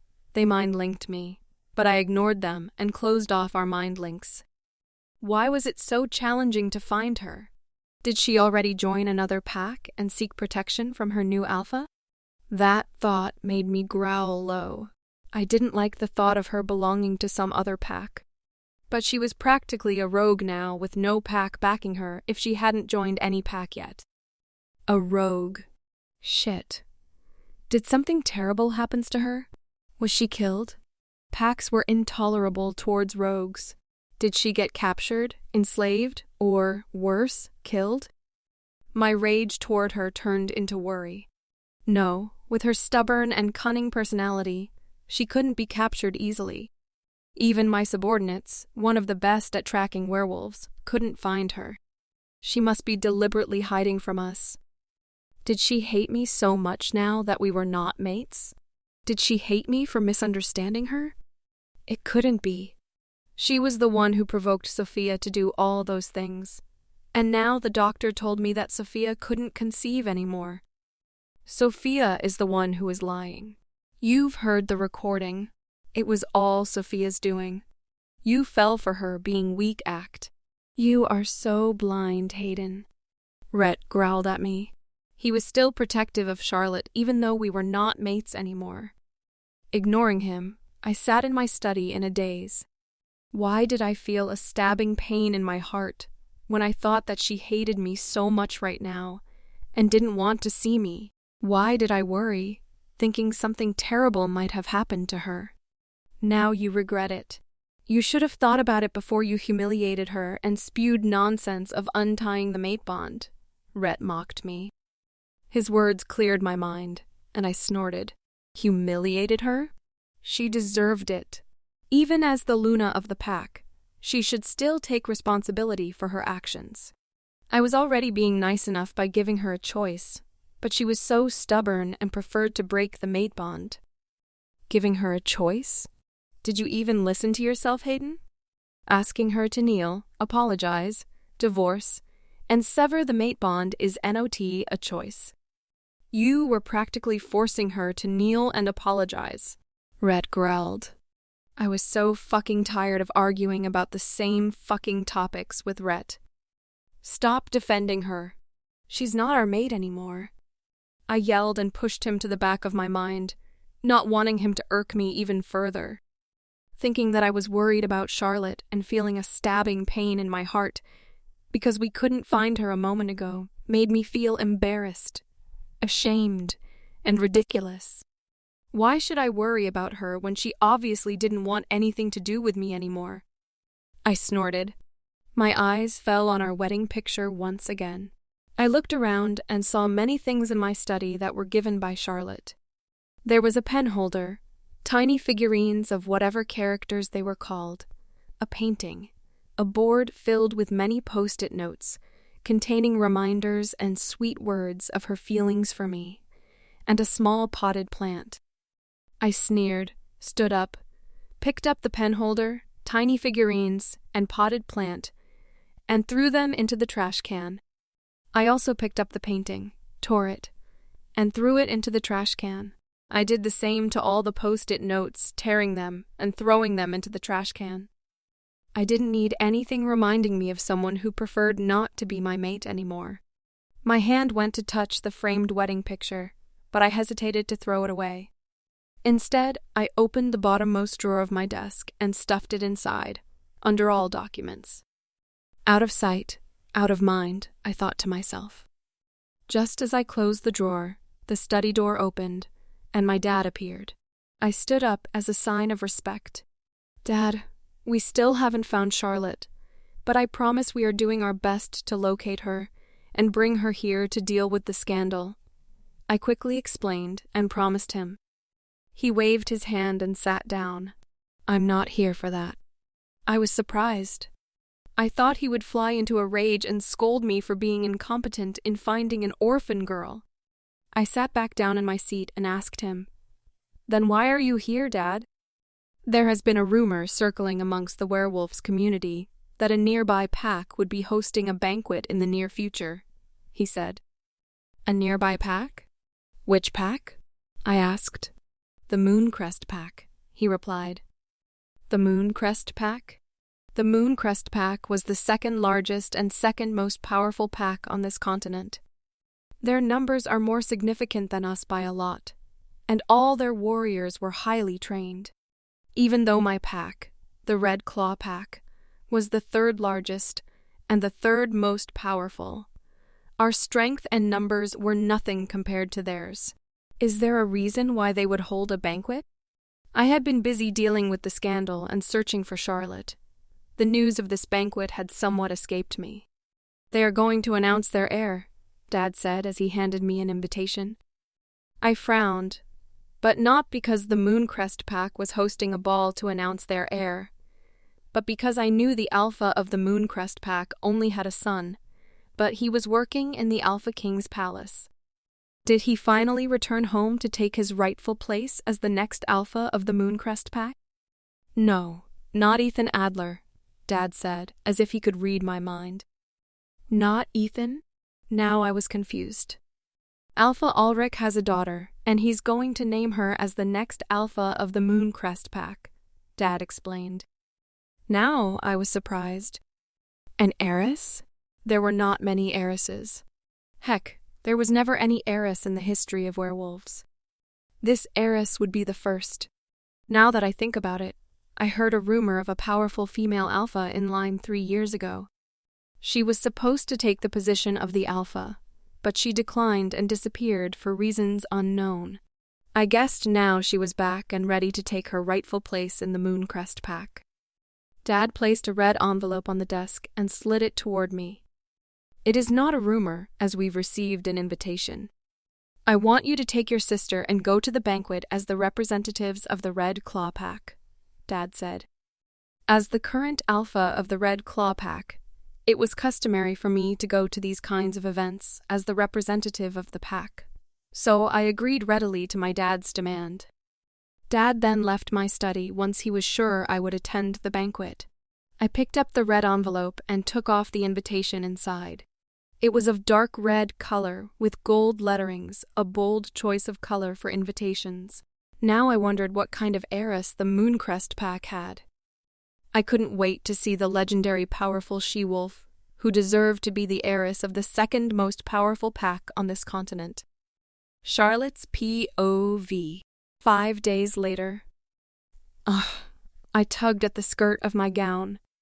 Today was the day of the banquet my dad had prepared for me, and I was dressed in a beautiful dark purple gown with a sweetheart neckline that showed off my cleavage nicely, and which literally had diamonds scattered all over the skirt. Not that I didn't like wearing dresses. On the contrary, I loved it. But not this type of ball gown with a wide skirt. It looked good, especially when I twirled and the diamonds glittered like stars, but it was hard to move in. I had to practically lift the skirt a bit when I walked around, which was kinda annoying. The banquet was held at the Mooncrest Pack's ballroom. Each pack usually had its own ballroom, but the Mooncrest Pack's ballroom was famous for being the grandest, if you didn't count the Alpha King's ballroom. I walked over to the ballroom and wasn't surprised to meet Hayden. He was, after all, the alpha of the Red Claw Pack. I caught his surprised look when he looked at me. Must be surprised to see how much I've changed, huh? I smirked inwardly, but ignored him coldly on the outside. Nearing the ballroom, I heard many werewolves discussing and doubting me. Of course, I knew the reasons for their doubts. There had never been an heiress before. I was the first. And I wasn't surprised to hear that they thought my dad had made the wrong decision in choosing me as the next alpha of the Mooncrest pack. After all, she-wolves were considered weaker than their male counterparts. But I wasn't troubled by their thoughts. I would show them my true self and my real strength, and that they shouldn't judge what was right or wrong with their brains driven by lower bodies. I would show them just how a she-wolf could be as powerful as a male werewolf, and deserve to be an alpha of a pack. Entering the ballroom, I caught sight of Hayden again. I stopped in my track to take his appearance in. He was dressed in a 3-piece custom suit, which showcased his tall, slender, yet muscular body. His hair was combed back, exposing every inch of his handsome face. If I didn't consider how heartless he was, I had to admit that Hayden was a really attractive man, which was one of the reasons I fell in love with him. Yes, he was my mate, and I did feel attracted to him because of the mate bond. But those deep, dark eyes, tall and straight nose, thin lips, and chiseled jawline were the reason I fell for him. Called me shallow, vain, superficial, or any other words for loving his look. But hey, which woman wouldn't be attracted to handsome men? Unfortunately, His feelings for Sofia disgusted me.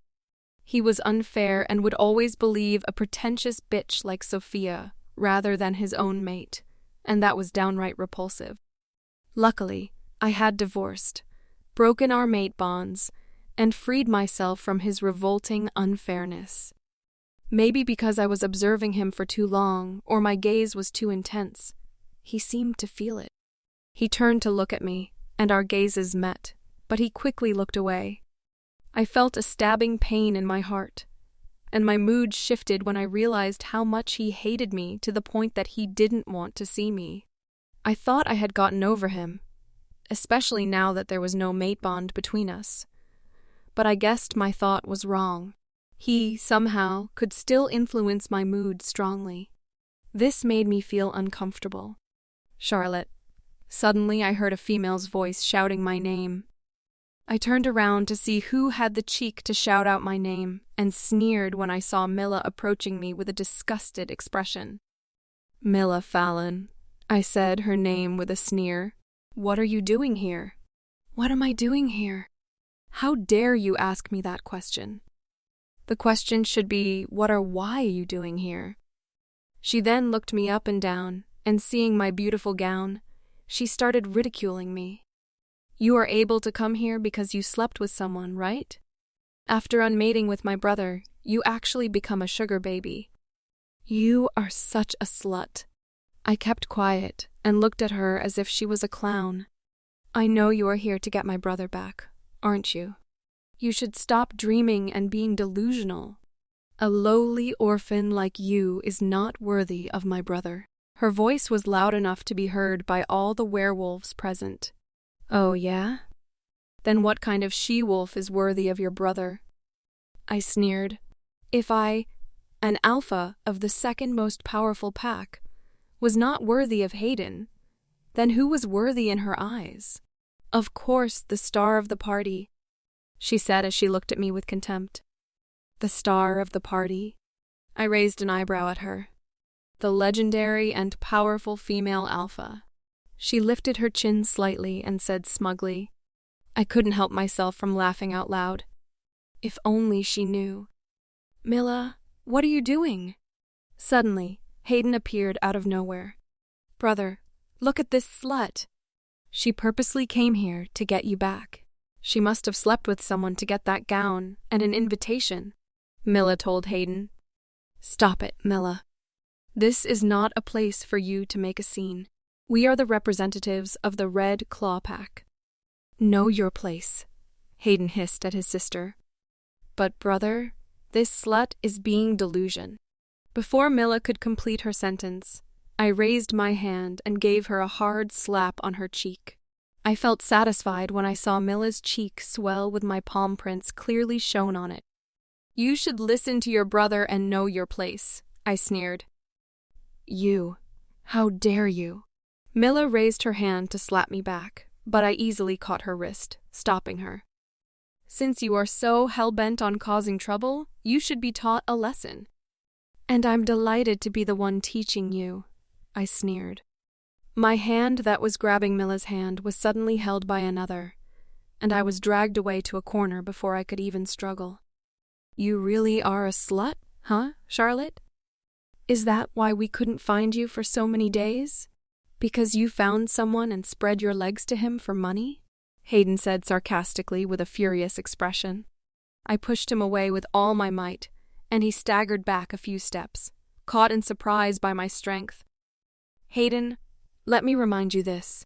We are not mates anymore, and what I did from the moment we broke our mate bond, or what I will do in the future, is none of your business," I told him coldly. I stepped around him and called out 2 guards, who appeared quickly. "Throw her out," I ordered them, pointing at Mila with my chin. The guards, of course, obeyed my commands and took each of Mila's arms and threw her out of the ballroom. "Charlotte, how dare you throw me out?" "Who do you think you are?" "You are no one."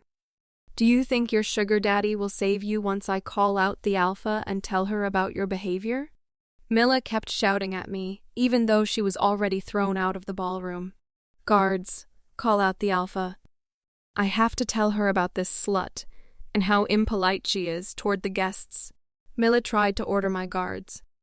My guards just stood there looking at her like she was an idiot. What are you doing? Quick, call the alpha. She should know that this slutty orphan has mistreated her guest. Mila looked at my guards and ordered them again. I laughed out loud, looking at her pretending to be honorable by wanting to tell the said alpha how she, an esteemed guest, was being mistreated by me, a slutty orphan. What are you laughing at? Mila yelled at me. I smiled and stepped in front of her. You are looking for the female alpha, right? Well, you've been looking at her for some time now. Mila looked confused. What do you mean? Where is she? She craned her neck to look inside the ballroom, trying to figure out who the female alpha was amongst the guests. How stupid, I thought. I kept smiling calmly at her. Well, here I am. I am exactly the female alpha that you've been looking for.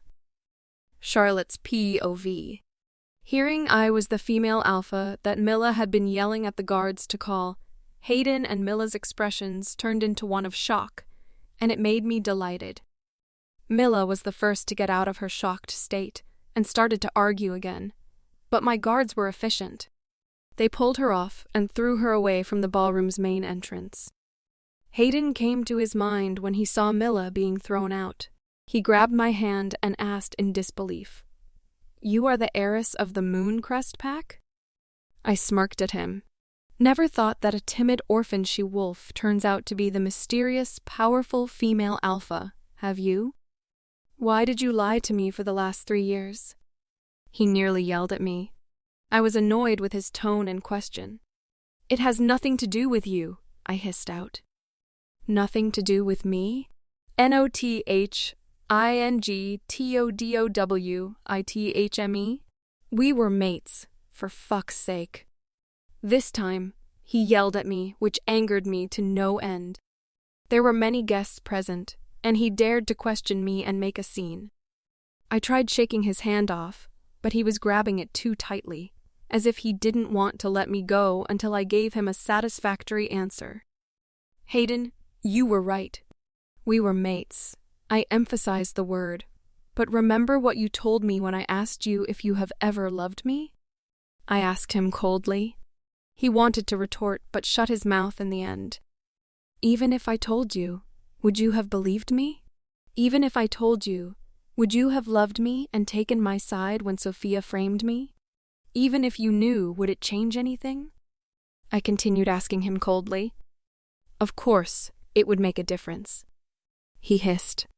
Hayden, you told me you only took me as your mate to save the trouble of not having a Luna, and to make yourself and your pack stronger. You knew me as a weak and timid orphan back then. Yet I still make you stronger, I reminded him, adding coldly. So my identity as the alpha of the Mooncrest pack wouldn't matter. Then why did you lie? What was your motive for concealing your real identity if it didn't matter? He insisted on getting an answer out of me. I looked at him with amusement and anger. My motive? Did he not know about it? Was he really that ignorant? I purposely concealed my identity to make him love me for me, and not because I was a powerful alpha who he could use to strengthen his pack. But that still happened, didn't it? Even though he thought I was a weak-ass orphan, he still used me. I sneered and didn't even want to answer him. What was the point of answering? Nothing would change. Everything was already too late. I didn't love him anymore and had no desire to be entangled with him anymore. Charlotte, he growled low and his eyes narrowed. Was he threatening me? Everyone, please welcome my daughter, the heiress of the Mooncrest pack, to the stage. Fortunately, my dad's introduction came at the right time. I shook Hayden's hand off, and he let me go this time. I went to the stage without when bothering to look back at him. Good evening, everyone. Thank you for coming to this banquet. My name is Charlotte Adler, and as my dad, Alpha Ulrich, had stated, I am the heiress and next alpha of the Mooncrest pack. I said calmly with a soft smile. Women will never be strong enough to lead a pack. A guest suddenly sneered. I laughed lightly, hearing his words. If I am not strong enough, then where did my reputation of being a mysterious, powerful female alpha come from? Alpha Charlotte, another voice raised from the crowd, but he was polite, not like the guest who sneered before. Where have you been through in the last 3 years? We have never heard any news from you since 3 years ago. You seem to disappear from the face of the earth. I looked at Hayden in the middle of all the guests. He had a complex look in his eyes, but I didn't care about it at all. I sneered and answered the guest's question. I, indeed, had experienced a lot. Not only was I rejected by my mate, but I also had to sever the mate bond. My answer created a heated discussion amongst the guests. Ignoring the effect my words had caused, I smiled and said, I do have a suggestion for all the she-wolves who are present here. As you've heard from my experience, mate bonds can be unreliable. Our mates can suddenly decide to reject us, or, worse, untie the mate bonds. So, my advice to all the she-wolves here, try to rely on yourselves and not others. Not even your mates. Many guests wanted to ask me questions, but Dad took over the mic and told them to enjoy themselves with the provided wine and food. I went down from the stage, and as expected, many werewolves surrounded me. Some tried to get to know me, and some still wanted to ask questions about my experience. But luckily, my dad and Leo were always by my side, guarding me. Soon, those who wanted to ask about my past began to get the hints that my dad wouldn't allow such questions, and they dispersed. The banquet became lively, with my dad introducing me to many werewolves from other packs. Leo, as my beta, naturally kept staying with me. He took great care of me. He would give me another glass when he saw that my drink was finished. He took food for me so I wouldn't feel hungry. And when he saw I was tired, he would lead me to a sofa so I could rest for a while. By the time the banquet came to an end, I was so dead tired from conversing with many werewolves and smiling all the time, I felt like my jaw wouldn't snap back to its original position.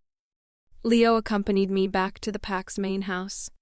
He was worried because there were still some members who thought I was unfit to be the new Mooncrest Alpha. I was grateful to him for worrying about me. Leo, you don't have to worry about me. I will show them through my actions that I am suitable to be their next alpha. I comforted him. He smiled, knowing that I was confident with myself. But then he frowned. Lottie, you and Hayden. He, obviously, must have witnessed the exchange between me and Hayden, just like every other guest. Leo, I don't love him anymore. We have rejected each other and even went further by breaking our mate bond. I won't go back to him. That's one thing I am 100% sure of, I reassured him. That's good, he sighed in relief. I don't want him or his pack to bully you again. Do you think with me being myself now, being the powerful female alpha, I would let anyone bully me? I asked with a mischievous smile. He laughed and patted my head. I'm glad you are back to being confident. Pretending to be weak doesn't suit you at all. Being confident is the only thing that suits you. We talked and laughed while he walked me back. Once I reached my house, I slumped to the sofa. I was so exhausted, and when my body hit the soft sofa, I fell asleep immediately. In my sleeping state, I felt someone covering my body with a blanket gently. Next, I heard a soft male voice whispering softly and lovingly in my ears. I swear from now on, I will protect you with everything I have. I won't let you go anymore. Not this time. Not in the future. Not ever. Then I felt a gentle kiss being placed on my forehead. Hayden? I thought to myself. I let out a bitter smile. It couldn't be him. Hayden would never be this gentle to me. Nor would he say all those sweet words or use a loving tone while speaking to me. Those were reserved for his dear Sofia and never for me. This must all be just a dream. Hayden's POV. I went home feeling confused and frustrated. I went straight to my study, sat down, and loosened my tie. My mind was filled with the scene of the banquet. How did an orphan she-wolf suddenly become a powerful alpha? Why did she lie to me in all the years that they had been together? What was her motive for lying to me? Suddenly I remembered her words. If I had known, would I have loved her when I knew she was an alpha? I would, of course, treat her differently, with much more respect, but would I fall for her? I didn't have an answer to that. Thinking of all those things only gave me a headache, and I rubbed my temples to rid of the headache. But the question that frustrated me the most was, why did she resent our relationship so much? In all honesty, I was pretty nice to her. I was never stingy and always gave her what she wanted. She was never short of things or money. I also never flirted or cheated with other she-wolves. It could be said that I was loyal to her.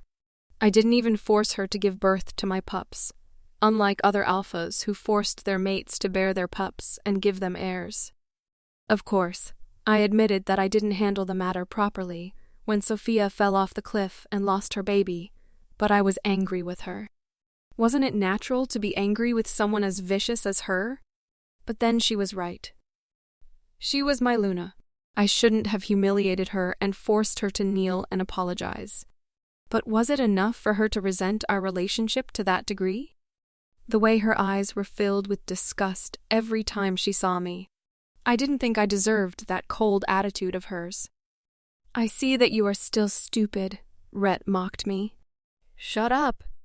I didn't need him to add insults when I was frustrated. Instead of shutting up, he snorted. You didn't know why she hated you. Think of what she said when she asked you if it'd make a difference if you knew she's a powerful alpha. Would you believe her? And would it make a difference? I thought about Charlotte's words and admitted that if she told me when she was with me, I might have told her not to be delusional. Would it make a difference? Of course, it would make a huge difference. I would have a powerful Luna and a connection with the second strongest pack. But suddenly, I laughed out bitterly as realization dawned on me. Charlotte was right. No matter whether she was an orphan, she-wolf, or a powerful alpha, I would just be using her for my personal gain.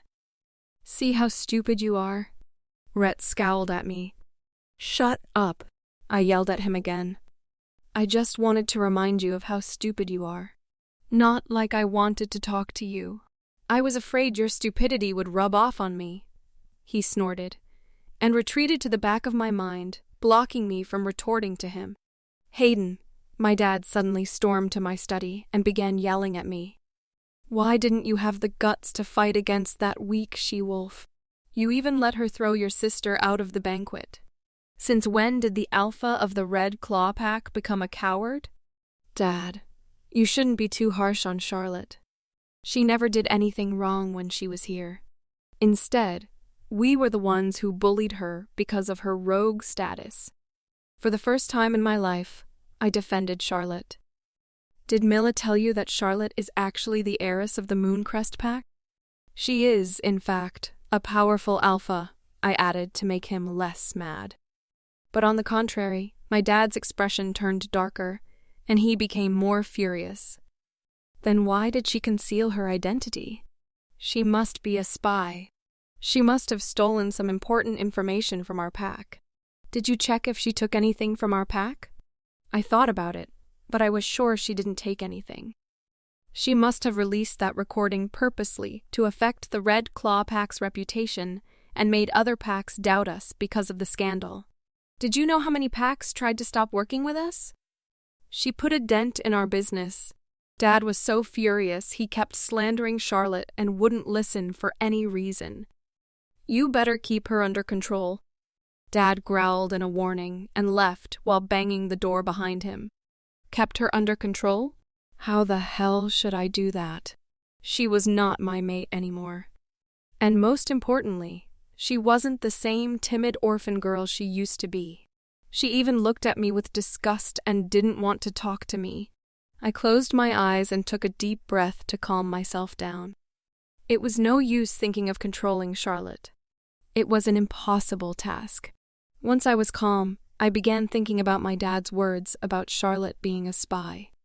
Just like before, I didn't think she was that type of person.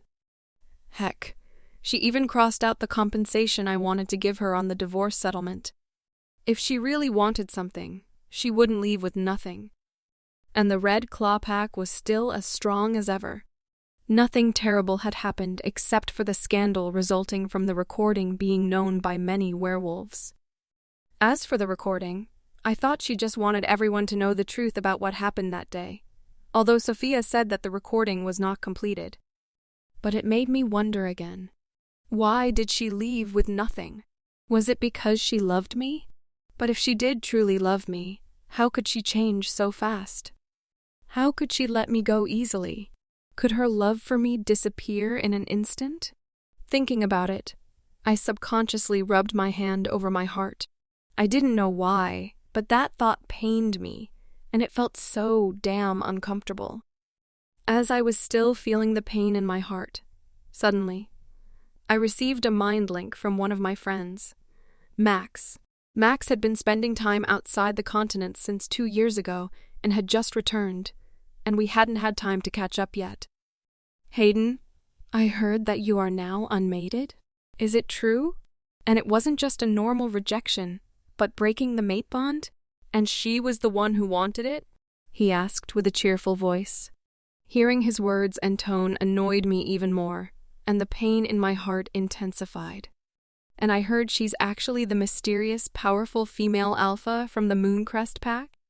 She is the heiress and will become the next alpha? He continued asking a barrage of questions without waiting for my reply. I had a feeling that he was mocking and laughing at me for letting go of such a powerful she-wolf. What do you want? I growled out. Chill, dude, he laughed. Guess where I am right now? I wasn't in the mood to play a guessing game with him. Just tell me if you want to tell me, I growled. I'm at the Dazzling Star Club. And guess who I saw? He asked with excitement. The Dazzling Star Club was a popular upscale club with memberships. Those who could afford the memberships would only be the upper class or wealthy werewolves. And it was the place that young, unmated alphas, betas, and gammas loved to frequent. Who? I snapped at him. This guessing game was getting old, and it really increased my annoyance. I had in mind just to close the mind link forcefully if he kept this up. I saw your ex-Luna. He laughed. Hearing the word ex-Luna made me straighten in my seat. Charlotte? I asked to make sure. Do you have any other ex-Luna? Of course, it's her. Max seemed gleeful that he finally caught my attention and took his words seriously. Guess what she's doing right now? He seemed to be in the mood to torture me. Tell me, I growled out loud enough. If there were other people around me, they would no doubt be scared hearing my growl. She's been dancing with different guys, and damn, the guy she's dancing with now is even hotter than the ones before. His words somehow made my blood boil. The image of Charlotte dancing with hot men and them touching her made me want to tear those guys' limbs off their bodies. Wait for me there, I said, and closed the mind link. Not even bothering to change my clothes or mind linking my beta, I quickly took my car key and drove to the Dazzling Star Club at high speed. Charlotte's POV. Come on, Char. It's my birthday today. Don't you want to accompany me? Olivia asked as she clung to one of my arms. Olivia had been bugging me to go to the Dazzling Star Club for her birthday celebration. I kept refusing her because it had been 3 years since I went to a club, and I didn't know whether I'd still like the bustling scene of a club. Charlotte, I heard a voice in my mind. Lexi, are you okay? It had been quite a while since she last spoke to me. Since the breaking of the mate bond, to be exact, and I was worried about her. I'm fine. I'm sorry for not speaking sooner. Her voice still sounded a bit weak, but I could feel her spirit getting stronger. No worries, Lexi. As long as you are fine, I told her earnestly. It must be hard for her. The breaking of the matebond. The moon goddess created the matebond, and it felt more intense for our wolves. The human counterparts might hate each other even though they were mates, but the wolves wouldn't feel the same way. The attractions with their mates would be strong for them. Thus, breaking the matebond might also break them. I wasn't feeling so well, but when I saw Hayden during the banquet, I didn't feel the same way to Rhett as I usually did. So I'm fine now, she explained. I didn't know how to respond. Should I tell her it was good? But Rhett was her mate, and she might still have some feelings for him. Charlotte, you should go with Olivia, Lexi, fortunately, said next. You want me to go with Olivia? I wasn't too surprised that she said that. She also wanted me to be happy. You've been working hard. I think you need to relax, she pointed out. I thought about it, and she was right. Since the banquet, I had been pouring myself with work and had no time to wind down. All right, I'll go with you, Olivia. I agreed to both Olivia's and Lexi's requests. Yay! Olivia squealed happily. We'll find you a man there to get rid of those awful memories with the bastard. You are divorced and unmated now. It's time to let you shine. I'm sure there will be many, many male werewolves wanting to be your suitor. Olivia kept telling me of her plans to find me a new suitor before making me promise once again that I'd be at the Dazzling Star Club tonight. She left after she was sure I really would go and meet her later on. I shook my head helplessly as I watched her leave. Olivia sure was stubborn. I looked at the still a lot paperwork in front of me and began looking through them again. I had to finish going through this paperwork and deal with some pack businesses to have time to celebrate Olivia's birthday. After dealing with some pack's business, I finally changed my clothes and drove to the Dazzling Star Club. Upon arriving, I noticed that it was a high-class club that needed memberships to enter.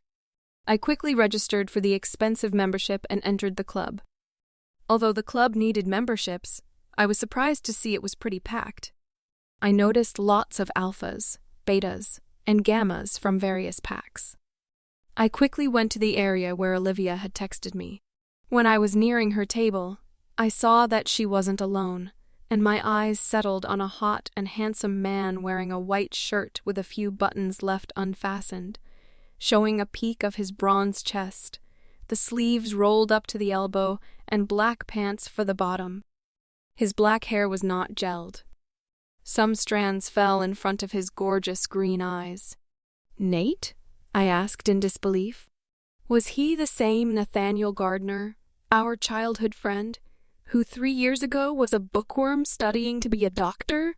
Lottie. He smiled, stood up, and took me in his arms. Oh my goddess, Nate. You look so hot and handsome. I praised him. Why did the men around me suddenly become handsome? First, Leo, now Nate. Not that I was complaining. Far from it. I loved it. They were a sight for sore eyes. He laughed and thanked me. Hey, don't forget about us. I heard a female voice complaining. Nate released me, and I saw 2 other friends sitting at our table. George, Elsie. I quickly went to them and hugged them. It's been so long. I was now feeling grateful for deciding to come. I met my friends who I hadn't met for 3 years. Olivia, happy birthday. I didn't forget to wish my best friend all the happiness in the world. We all sat down and began celebrating Olivia's birthday, drinking and chatting. I found out that Nate was now the doctor of the Silent Prowlers pack, Olivia's pack. I'm sure your female patients do not wish to be cured with such a handsome doctor as yourself, I teased Nate. Oh, Char. You don't know how many she-wolves queue every day pretending to be sick just to see him, Oliva said. And we all laughed. I had forgotten how nice it was to hang out with my friends. Just chatting and joking, letting myself relax. This felt nice. I felt free to be myself. Even when I was being silly, my friends wouldn't judge me. They did not care about it as long as we had fun. Nate asked me to dance, and of course I obliged. I loved to dance. We swayed to the music. He pushed, pulled, and twirled me according to the music. By the end of the dance, I felt much more relaxed, and I was sure I was beaming. When we returned to the table, the lights in the club suddenly dimmed out, leaving only bright lights focusing on the stage, and a sensual song was played. A hot male came to the stage and started dancing. His dance was sensual and sexy, and he slowly removed each piece of clothing. He was doing a striptease, which made the she-wolves in the club scream like crazy. I could dance better than him, Olivia joked, making me laugh. Olivia was not good at dancing. Sometimes it looked like she had 2 left feet when she danced. Suddenly, the male stripper stopped dancing and took a mick. "The lady there, I heard you say you can dance better than me? Come to the stage and show us your moves." Olivia blushed. I couldn't believe he actually heard us. Well, our table was very near to the stage, and Olivia was shouting above the music when she said those words. It wasn't a wonder that he heard her. "Now you are done for," I laughed. "Shar, you know I can't dance," she groaned, but suddenly her eyes lit up. "I know. Why don't you dance in my place?" You were trained professionally. I wanted to reject her, but Nate, George, and Elsie all encouraged me. Seeing their expectant faces and the male stripper still waiting for our response, I had no choice but to go up to the stage. I wouldn't want Olivia to be embarrassed, and today was her birthday. I'd just treat this as her birthday gift from me. "Let's give a round of applause to the lady," the male stripper said, and another sensual song began playing. I looked at my friends, and they were cheering me on. I shook my head and smiled helplessly. Closing my eyes, I listened to the music and began swaying my body to the sensual beat. I was trained professionally in all types of dances, including sensual dance. I wouldn't strip, of course, and I knew how to make any dance look sexy, yet still classy. The more I moved my body, the more immersed I was in my dance. At this point, there was nothing except me and the music. I couldn't hear the cheering around me, and all my unhappiness and worries disappeared. This was my moment. The moment the music ended, everyone was clapping and cheering for me. I felt liberated, and it felt so damn good. I saw Nate on the dance floor with his arms opened wide, and I jumped down to his arms while laughing. "Oh my goddess, Char, you looked so hot up there," Olivia said, and Nate, George, and Elsie echoed her words. "I'm so happy to see you looking so confident and happy. This is the best look for you," she added. I laughed and couldn't agree more with her. Being with my friends, letting myself free, laughing, and feeling confident and happy was the best thing for me. I wouldn't let anyone bully me or make me unhappy anymore. This was my life now, being a female alpha and having many friends who loved and cared for me. Hayden's POV. Entering the dazzling star club, I immediately felt uncomfortable. I never liked going to clubs for the fact that they were noisy and stuffy, with too many people being squashed together. I wondered how so many people were able to afford the high-priced membership here. But that was not important at the moment. It was easy to spot Max amongst the crowd. He stood tall with his more than 7-foot height and huge muscular body. I went to him with irritation as I had to squish my way there. I hated other people touching me, especially when they reeked of sweat, cigarette smoke, and alcohol. Just making my way to Max already made my clothes smell bad. Max was happy chugging down some liquor and noticed me the moment I stepped to his side. He looked me up and down. "Are you going to a meeting or having fun at a club?" he asked, and laughed out loud. I was still in my 3-piece business attire and looked kinda out of place. But I didn't fucking care. I wasn't here to have fun. "Where is she?" I had to half yelled because of the loud music. "Man, you came too late." She was doing a number on the stage before, and it drove the crowd wild. We are all crazy for her. I had never seen her looking so hot and sexy. She looked like a dazzling star. "She should be the icon of this club," he answered, and it could be seen that he was excited about Charlotte's dance. "Where is she?" I yelled and repeated my question. Max pointed to the stage and cheered. "Go, Charlotte." I looked at the area Max had pointed to and saw Charlotte dancing on the stage. I used to misunderstand her, thinking she was timid. But oh man, if I knew she could be this shining, I wouldn't have said all those words or even asked you to reject her. She basically just turned me into a fan of hers tonight. Max kept looking at the stage and cheering at Charlotte. Every time Max met Charlotte before he went to another continent, he used to degrade and belittle her, and kept pressuring me to divorce and reject her.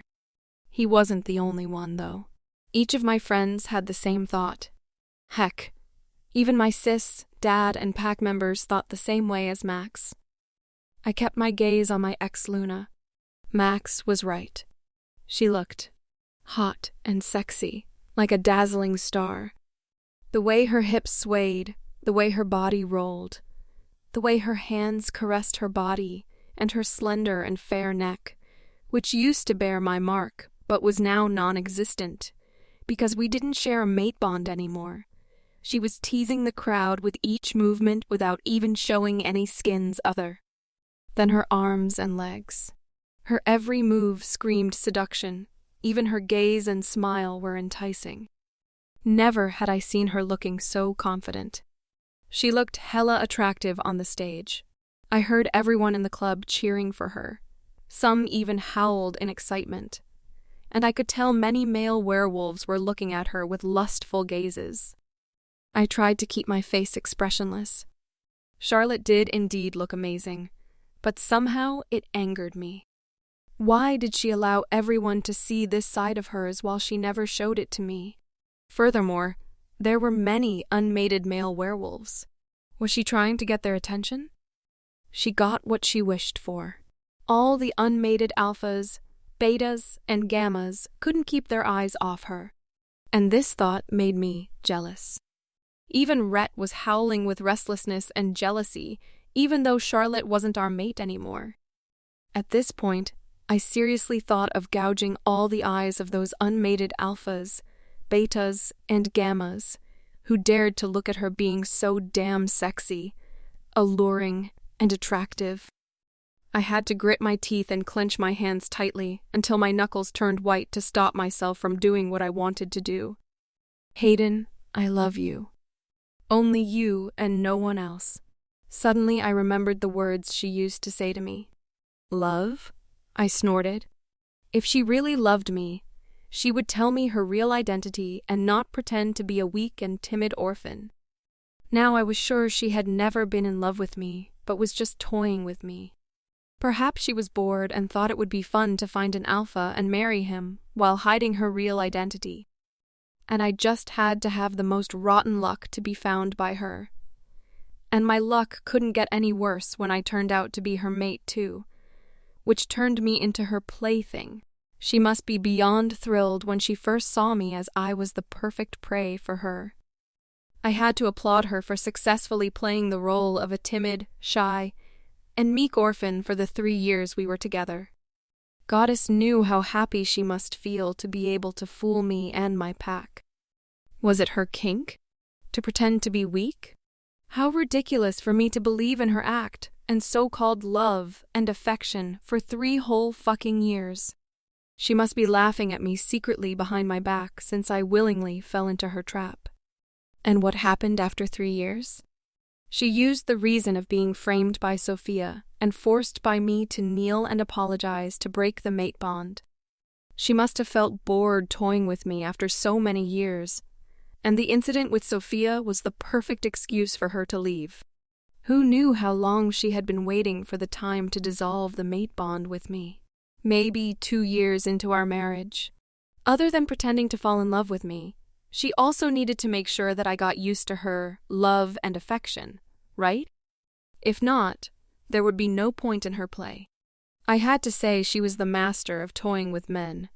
If, according to the timeline, 2 years was enough for me to get used to her love and affection. After she got bored, she discarded me, which was why she changed so quickly, because she was just toying with me. Because I was just her plaything. No one who fell in love with another could change so quickly. I was now sure that all her love and affections were fake. And I, an unmated alpha who needed a Luna, stupidly fell into her trap and got toyed with her. My balled fists clenched even tighter, and rage filled my whole being. Even Max noticed it. "Hey, Hayden, why are you angry?" "Don't tell me." He cocked his neck to one side and laughed until he doubled over. "Don't tell me you regret letting such a perfect she-wolf go." "Regret?" "Yeah, I regret it," I said without thinking. "Well, just pursue her then. I'm sure she'll come back to you if you are serious, seeing how much she used to love you," Max said lightly. I sneered. "Oh, Max, you got the wrong idea. I did regret letting her go, but not because of the reason you thought. Not because I was in love with her and wanted her back, but because I let her play me. I, Hayden Fallon, the alpha of the third strongest pack in the world, would not let anyone play me. Fuck her love. Who wanted a fake love? Who wanted to be played? I was an alpha, and no one dared to provoke me, much less play me, except for that damn she-wolf who dared to get on my bad side. Did she think I would let her go easily after knowing what she had done? Rejecting her and breaking the mate bond couldn't be considered as hurting her, because she obviously had been waiting for it to happen. Now she must face the consequences of her actions and deception. If I let her go easily, others would think the alpha of the Red Claw pack was weak. Charlotte, I won't let this matter go. I swear I'll get back at you for playing me. No one shall live happily after playing me, I said through gritted teeth, as I kept watching her swaying her body to the music. My expression hardened, and before I knew what I was doing, my body moved by itself, my feet stepped forward, carrying me to the stage where that damn sexy player was still seducing every male werewolf with her dance. Charlotte's POV. Goddess, I missed this as much. I missed being free to express myself and being confident while doing so. I couldn't stop myself from dancing and enjoying the moment, when suddenly I saw a figure appearing next to me and felt a hand grab my wrist. I was dragged to a secluded, dark corner and slammed hard against the wall, so fast without giving me time to react. Damn it. Who would dare do this to me? I was about to unleash my alpha aura, but I was gagged, and whoever it was, they successfully stopped me from releasing my power. I struggled, but then I caught a whiff of a familiar scent. Hayden? I struggled even harder. What did he think he was doing? Who did he think he was? How dare he stop me from having fun? How dare he manhandle me like this? I'm warning you, Charlotte. Don't think you can live freely and happily without paying for the mistakes you've made just because you are the alpha of the Mooncrest pack. Just because you have the backing of the Mooncrest pack. He snarled angrily. Was he drunk? Why did he suddenly talk about my mistakes? But mistakes? What mistakes? The only mistake I'd ever made, and the worst at that, was that I fell in love with him. It must feel good for you to fool me for a whole 3 years. Concealing your identities, playing the weak, timid, and shy mate, and pretending to care and love me until I was used to it. Tell me, Charlotte, how good did it feel? He asked coldly. What the hell was he talking about? Tell me. He roared and slammed his fist against the wall. Hayden, remember that we are no longer mates. I do not love you anymore, I reminded him harshly, and narrowed my eyes at him. Now, I will be the one warning you. Do not ever pester me again in the future, or I'll think that you are disrespecting the Mooncrest pack. You would not want to see your pack and mine go to war just because of your rudeness, would you? Love, he sneered. Don't you dare, Charlotte. he roared, and I saw his eyes kept changing from his ink-black color to gold. Did Rhett want to surface? Did my words hurt Rhett? But we were unmated. Could he still feel anything for me? Rhett is still obsessed with us, Lexi said. You can feel him? I asked in surprise. Usually, wolves who were not mates wouldn't be able to know each other's feelings. I can't hear his voice anymore, but I can feel him, but… Lexi herself sounded confused. Not as strong as when we were still mates. Maybe once we were mates, there would always still be a connection even after rejection and severing the matebond. Charlotte, I heard Hayden's warning voice, which snapped me back to the present. Why should I not dare? I am no one to you, and you are no one to me. You have insulted me repeatedly with the same words that I'm a slut, and that I will spread my legs for any man. I'll do you the honor of making your words come true, I sneered at him. His eyes changed color again, but he quickly closed his eyes and punched the wall next to my head. Stop howling, Rhett. She is not our mate anymore. Stop obsessing over her, he said through gritted teeth. Was he fighting for control with Rhett? Rhett, he's right. We are not mates anymore, I said softly. I had nothing against Hayden's wolf, Rhett. I knew he believed in us every time Sofia and Milla framed me. I knew he always tried to talk sense into Hayden. Lexi told me about it. Rhett always took our sides, and I was grateful for him. That was why I couldn't be cold toward him. I saw Hayden's body tremble for a moment, and he let out a soft whimper. I didn't know what he was thinking or why they were fighting, but I knew Rhett had taken control during that moment. Rhett is hurting, Lexi said with concern. Why? I asked her, not even intending to ask why she was still concerned about Rhett's feelings. I guess because they imagined you fucking another man, Lexi said softly with a hint of helplessness. Now I felt terrible for Rhett. Hayden was the one who brought the subject up, and I was just saying that bullshit to provoke him. I wanted to comfort Rhett, but knew I couldn't and shouldn't. If I did, Hayden would have the upper hand, and he would insult me all over again. When Hayden opened his eyes again, his eyes had turned bloodshot. You want to lie under another man and be fucked, Charlotte? He asked harshly. I was too tired of fighting with him, so I ignored his question, knowing whatever answer I provided would only lead to another argument.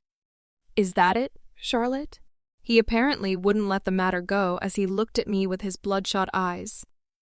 Since you want to be fucked so much, then let me be the one who give it to you. Before I knew what was going on, I felt his lips covered mine. I pushed him away and rubbed my lips with the back of my hand with disgust. What the hell do you think you are doing, Hayden? I glared at him. My words seemed to fall on deaf ears as he looked at me with an angry yet hungry expression. It was like he had turned into a beast, ready to pounce and devour his prey. Me. Just as I had thought, his lips claimed mine again. I tried pushing him away again, but he caught my hands and pinned them above my head. I struggled and tried to move my head sideways, but one of his hands cupped my jaws, disabling my head to move. I bit his lips until I tasted blood to stop his kiss. He groaned, but continued kissing me, and his kiss turned even more aggressive. It was different than his other kisses. This felt more like he was punishing me. It wasn't a gentle or passionate kiss. It was hard and demanding. He even bit my lips back, making me gasp from the pain, and his tongue snaked into my mouth. The force of his kiss made me feel slightly suffocated. No matter how much I struggled, it was useless. Even though I was a powerful alpha, he was still a man, and I was just a woman, and there was still a difference between the power of males and females. I felt humiliated, and tears started to pool in my eyes when suddenly I heard a voice growling Hayden's name, and he was pushed away from me. Charlotte's POV. I opened my eyes and saw my 4 friends and one of Hayden's friends, Max. I'd met him before, and I knew he hated me, so I didn't bother with him. "Hayden, how shameless can you be?" Nate growled and punched Hayden right in his face. Hayden was not expecting it, and he took the punch directly. He staggered a few steps back and wiped the blood that flowed down from his nose. He was about to punch Nate back when I saw Max stopping him. "Charlotte, I apologize for his behavior. He is drunk as a skunk and did not know what he was doing," Max apologized, which surprised me to no end. Didn't he used to hate me? He kept saying bad things about me, abusing me emotionally, just like those who were related to Hayden every time we met. Why was he apologizing now? I also want to apologize for the past. I shouldn't have humiliated or belittled you. I misunderstood you. I'm sorry about that, he apologized again. I wondered what was wrong with these 2 men in front of me tonight. One acted like he was jealous, and the other apologized humbly. Did they get drugged or something? I felt something covering my lower body, and saw that Nate had removed his shirt and tied it around my waist. I smiled gratefully at him. "Hayden, I'm warning you. Stop harassing Charlotte in the future, or I swear the whole members of the Mooncrest pack will teach you a lesson," Olivia growled threateningly. Max apologized again for Hayden's behavior, while Hayden himself looked at us coldly with his bloodshot eyes, and sneered like he wasn't afraid of Olivia's threat. I was too tired, and after what had happened with Hayden, I didn't want to have anything to do with him anymore. I turned to look at my friends and said, "Let's just go. I'm tired." My friends naturally would heed my words, especially after witnessing Hayden harassing me. Nate circled an arm around my shoulders and stirred me toward the exit. We left without even sparing a glance at Max and Hayden. Olivia stubbornly asked Nate to drive me home with her in tow. I sat in the passenger seat while she sat in the back seat. I closed my eyes and took a few claiming breaths. "Char, are you okay?" I heard Olivia's concerned voice. "Yeah, I'm okay." I glanced back and smiled reassuringly at her. Now that I was calm, I really felt okay. Hayden's action, although humiliating, didn't affect me that much. I'd just treated it like he was drunk and didn't know what he was doing, just as Max had said. It didn't mean that I forgave him. It was just, I didn't want to think about it since I wouldn't want to have anything to do with him anymore. Knowing that I didn't want to talk about Hayden, Olivia changed the subject. "Char, you were so amazing on the stage. So many men asked for your numbers. And I think someone took a video of you dancing," she said excitedly. I just smiled softly. I was used to it. I knew I was beautiful, not to mention I was an alpha's daughter. Many men chased me before I married and became mates with Hayden. You know what, Char? You shouldn't keep yourself low-key. You should show the whole world your real self. That way, you wouldn't get bullied anymore. You pretended to be weak. That was why you got bullied by Hayden's family and pack members. Now that you are free of him, it's time for you to shine. Olivia lectured me. My smile faltered, but thankfully we already reached my house, so I didn't have to answer her. All right, I'll be my true self from now on, I promised Olivia before I got off from the car. It was nice seeing you again, Nate. Thank you for tonight. I smiled at him, and he smiled back. Go in. We'll go after we make sure you've entered your house, Nate said. I smiled helplessly at my friends, who were worried about me, and turned around to enter my house. Sometimes it seemed like they forgot that I was a powerful female alpha. Not that I was complaining about their care for me, but it was amusing. I quickly showered and plopped myself on my bed. Looking at the white ceiling, I thought about what happened tonight. How did everything come to this point? The main reason seemed to be that I concealed my identity from Hayden. He and Olivia mentioned it. Was it really important? I rolled to my side and thought I didn't purposely conceal it. I meant, at first, maybe I intended to hide it, but I did try to tell him about it during the 3 years we were together. I kept trying to bring the topic up, but every time I started talking about it, he said he didn't care about it. At first, I was moved. I thought he truly loved me for me. Therefore, he didn't care about my background. But boy, how wrong was I? Over the years, I realized not only did he not care about my background, whether I was rich or poor, weak or strong, but he simply didn't care about me. Suddenly, a scene from 2 years ago popped up in my mind. We were having dinner, and Mila was present. "Brother, why didn't you reject and divorce this weak orphan rogue?" Mila complained. "Don't tell me because you love her, because I know you don't. There are so many beautiful she-wolves wanting to be your mates. Just reject her. What's the use of having a useless Luna? She couldn't contribute anything to the pack. She's so poor she is just a burden to our pack." And what did Hayden do at that time? Nothing. Nada. He didn't do or say anything to back me up. He didn't reprimand his sister for belittling his mate and the Luna of the pack. He let just her be. After dinner, and when we were ready to sleep, I told him Mila's words hurt me. And his response? "You are indeed poor." What could I say? He asked with indifference and switched off the bedroom light. Yeah, he didn't even care if I was hurt by others or himself. But I stupidly thought I could make him love me, or that he at least had some feelings for me. That was why I was shaken when he told me he never loved me, and just claimed me as his mate to make his pack stronger and save future troubles. How stupid was I to believe that mates were supposed to love and care for each other? Shouldn't he feel a bit of affection toward me because of the mate bond? No.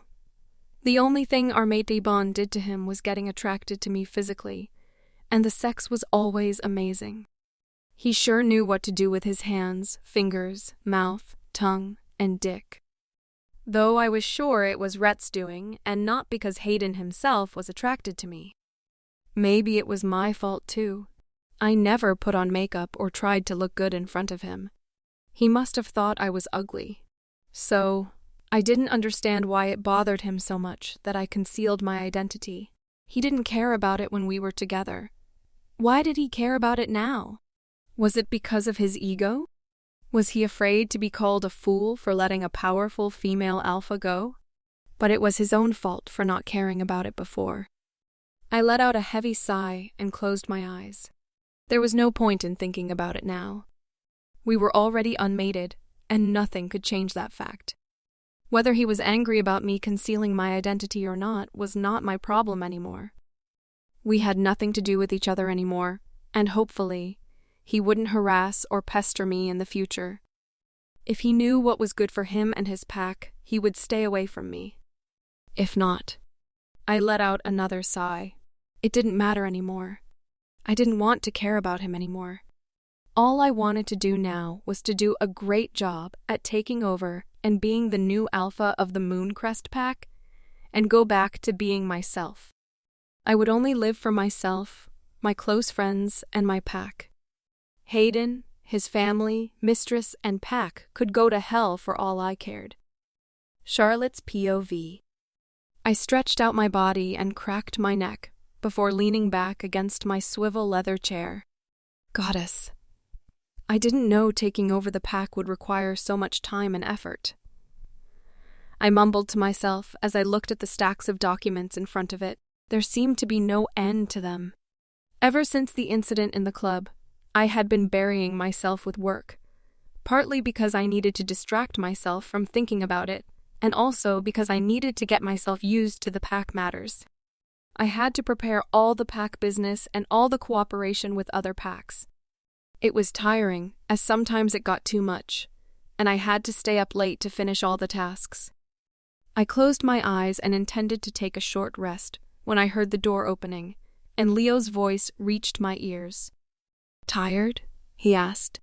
I opened my eyes to see him smiling at me dotingly as he handed me a cup of my favorite coffee. A little bit. I took the cup from him and took a sip. The aroma and taste of the coffee instantly relaxed me. "I don't know how you managed to take over all my tasks when I was away." But thank you. You did a great job, I told him in appreciation and a bit of guilt. When he told me everything before handing me the pack matters, I could see he did a great, which made me easy to continue from where he left off. He chuckled. Then how are you going to thank me? I raised an eyebrow at him as I kept sipping my coffee. Is there anything you want? I can buy it for you. He laughed. You know I'm not short of money. It was true. Having taken over my tasks for the past 3 years and being my beta, his salary was high, higher than anyone else I knew. He was pretty rich himself. Then, he smiled and placed an invitation on the desk, sliding it toward me. I want you to go to a meeting, and I'll be going with you as your beta. I took the invitation and was surprised to see it. The invitation was white with gold borders and gold lettering. It was addressed to Alpha Charlotte of the Mooncrest Pack. Only one pack used this color for invitations, and the seal on it. It is a very important meeting, and he invited you personally. He smiled and hinted. I caressed the seal and couldn't help the excitement from blooming in my heart. I smiled. Of course, I'll go with you, especially since I was invited personally. Good. Now, we still have time to go through all this paperwork. Let's get to work. I'll help you. He started to pick up a document and began reading it. I groaned, wishing I could just take a short rest, but I still obeyed him in the end. As we were busy reading the documents, my phone suddenly rang. I picked it up without looking at the caller ID, and suddenly, an excited voice so loud sounded from the receiver. Char, did you get an invitation too? Livy's voice was high and loud, and I had to place my phone away from my ear in case she pierced my eardrum. Yep, I got it. I got invited personally, I grinned. And Leo will be coming with me as my beta. You got invited personally? Oh my goddess, I can't believe it. She screamed again. You need to look the best tonight. You don't have to do anything. I'll prepare everything for you tonight. Wait for me at your pack. We'll get ready and go together, she said. Knowing it was impossible to reject her, I just said okay, and she hung up the phone after I agreed. I shared a look with Leo, and we shook our heads helplessly. Livy sometimes could be domineering and would take no for an answer. Olivia moved fast. Not long after her phone call, she arrived with 2 dress bags and 2 makeup artists and quickly pulled me to my bedroom. She opened the bags and unzipped one of them. This is your gown, she showed me excitedly. I was surprised to see her choice. It was a scarlet one-shoulder gown. Upon closer inspection, it consisted of 2 dresses infused into one. The inner part was of a short sequined dress that reached above half of my thigh. It had a low sweetheart neckline, which would push up and showcase my cleavage. The outer part was made of silk. One of my breasts would be shown because of the sequined inner dress, but the other would be hidden under the one-shoulder silk. The silk cinched on the left side of the waist, still showcasing the short inner sequined dress, and it flowed down longer on the left side. It would show my long, slender legs. I chuckled. Bold choice, Olivia. You need to be the center of attention, she said, and began helping me into my gown. Oh my goddess, you are gorgeous, Char. The dress fits you perfectly, she squealed. The makeup artist quickly did our makeup and hair. My hair was braided along the hairline and coiled at the back. I had smoky eyes with red lipstick, while Olivia's makeup was softer. When done, we both looked at our reflection in the mirror. I looked at my perfection, and I had to admire her choice. It indeed was perfect for me. The makeup and the red dress made me look sexy, yet the style was still elegant.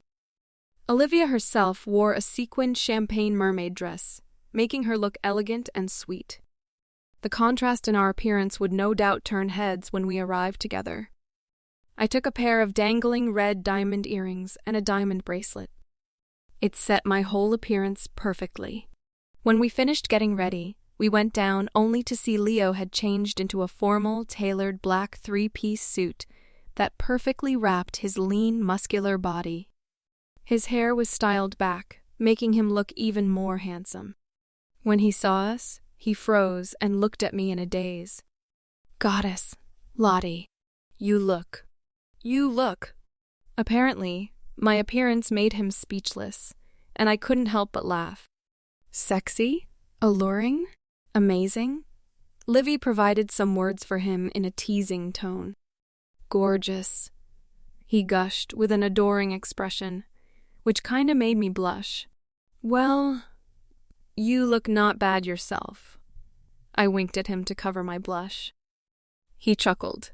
I'm lucky to be the escort of two such gorgeous ladies. So I'm gorgeous too? Livy teased him.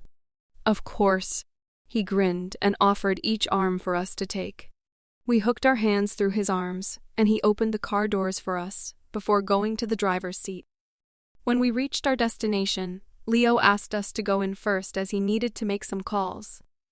We stepped into the grand ballroom, and as expected, many werewolves were looking at us. We were both daughters of alphas, and with our contrasting appearances, they couldn't help but notice us. This meeting was really important, just as Leo had said. The host was none other than the Alpha King, and it was held in their magnificent castle. Even I was dazzled by the luxurious decorations of the ballroom. Just like the invitation, the ballroom was white, and it was decorated with everything gold. It didn't look tacky, but tasteful. But what did you expect from the Alpha King other than classy and elegant decorations for his castle? As Olivia and I moved inside the ballroom, I saw someone I hated, Milla and her friends. I sighed. I should have known they would be invited too. I passed her by without even acknowledging her when I heard her whispering to her friends. Hey, did you see the lady in red just now? She looks so gorgeous. She must be a noble woman. That type of woman is the woman who deserves to be my brother's Luna, not that slutty bitch Charlotte. Her words took on a disgusting tone toward the end of her sentence. Yes, you are right. She looks so gorgeous. I've never seen someone as gorgeous as her. She definitely deserves to be with your brother, one of her dogs agreed with her. I laughed in my heart. Was she talking about me? Did she not recognize me? I smirked when I thought how she would react when she realized the lady in red she was saying was worthy of her brother was actually me. The person she kept mentioning as a slutty bitch she was disgusted at.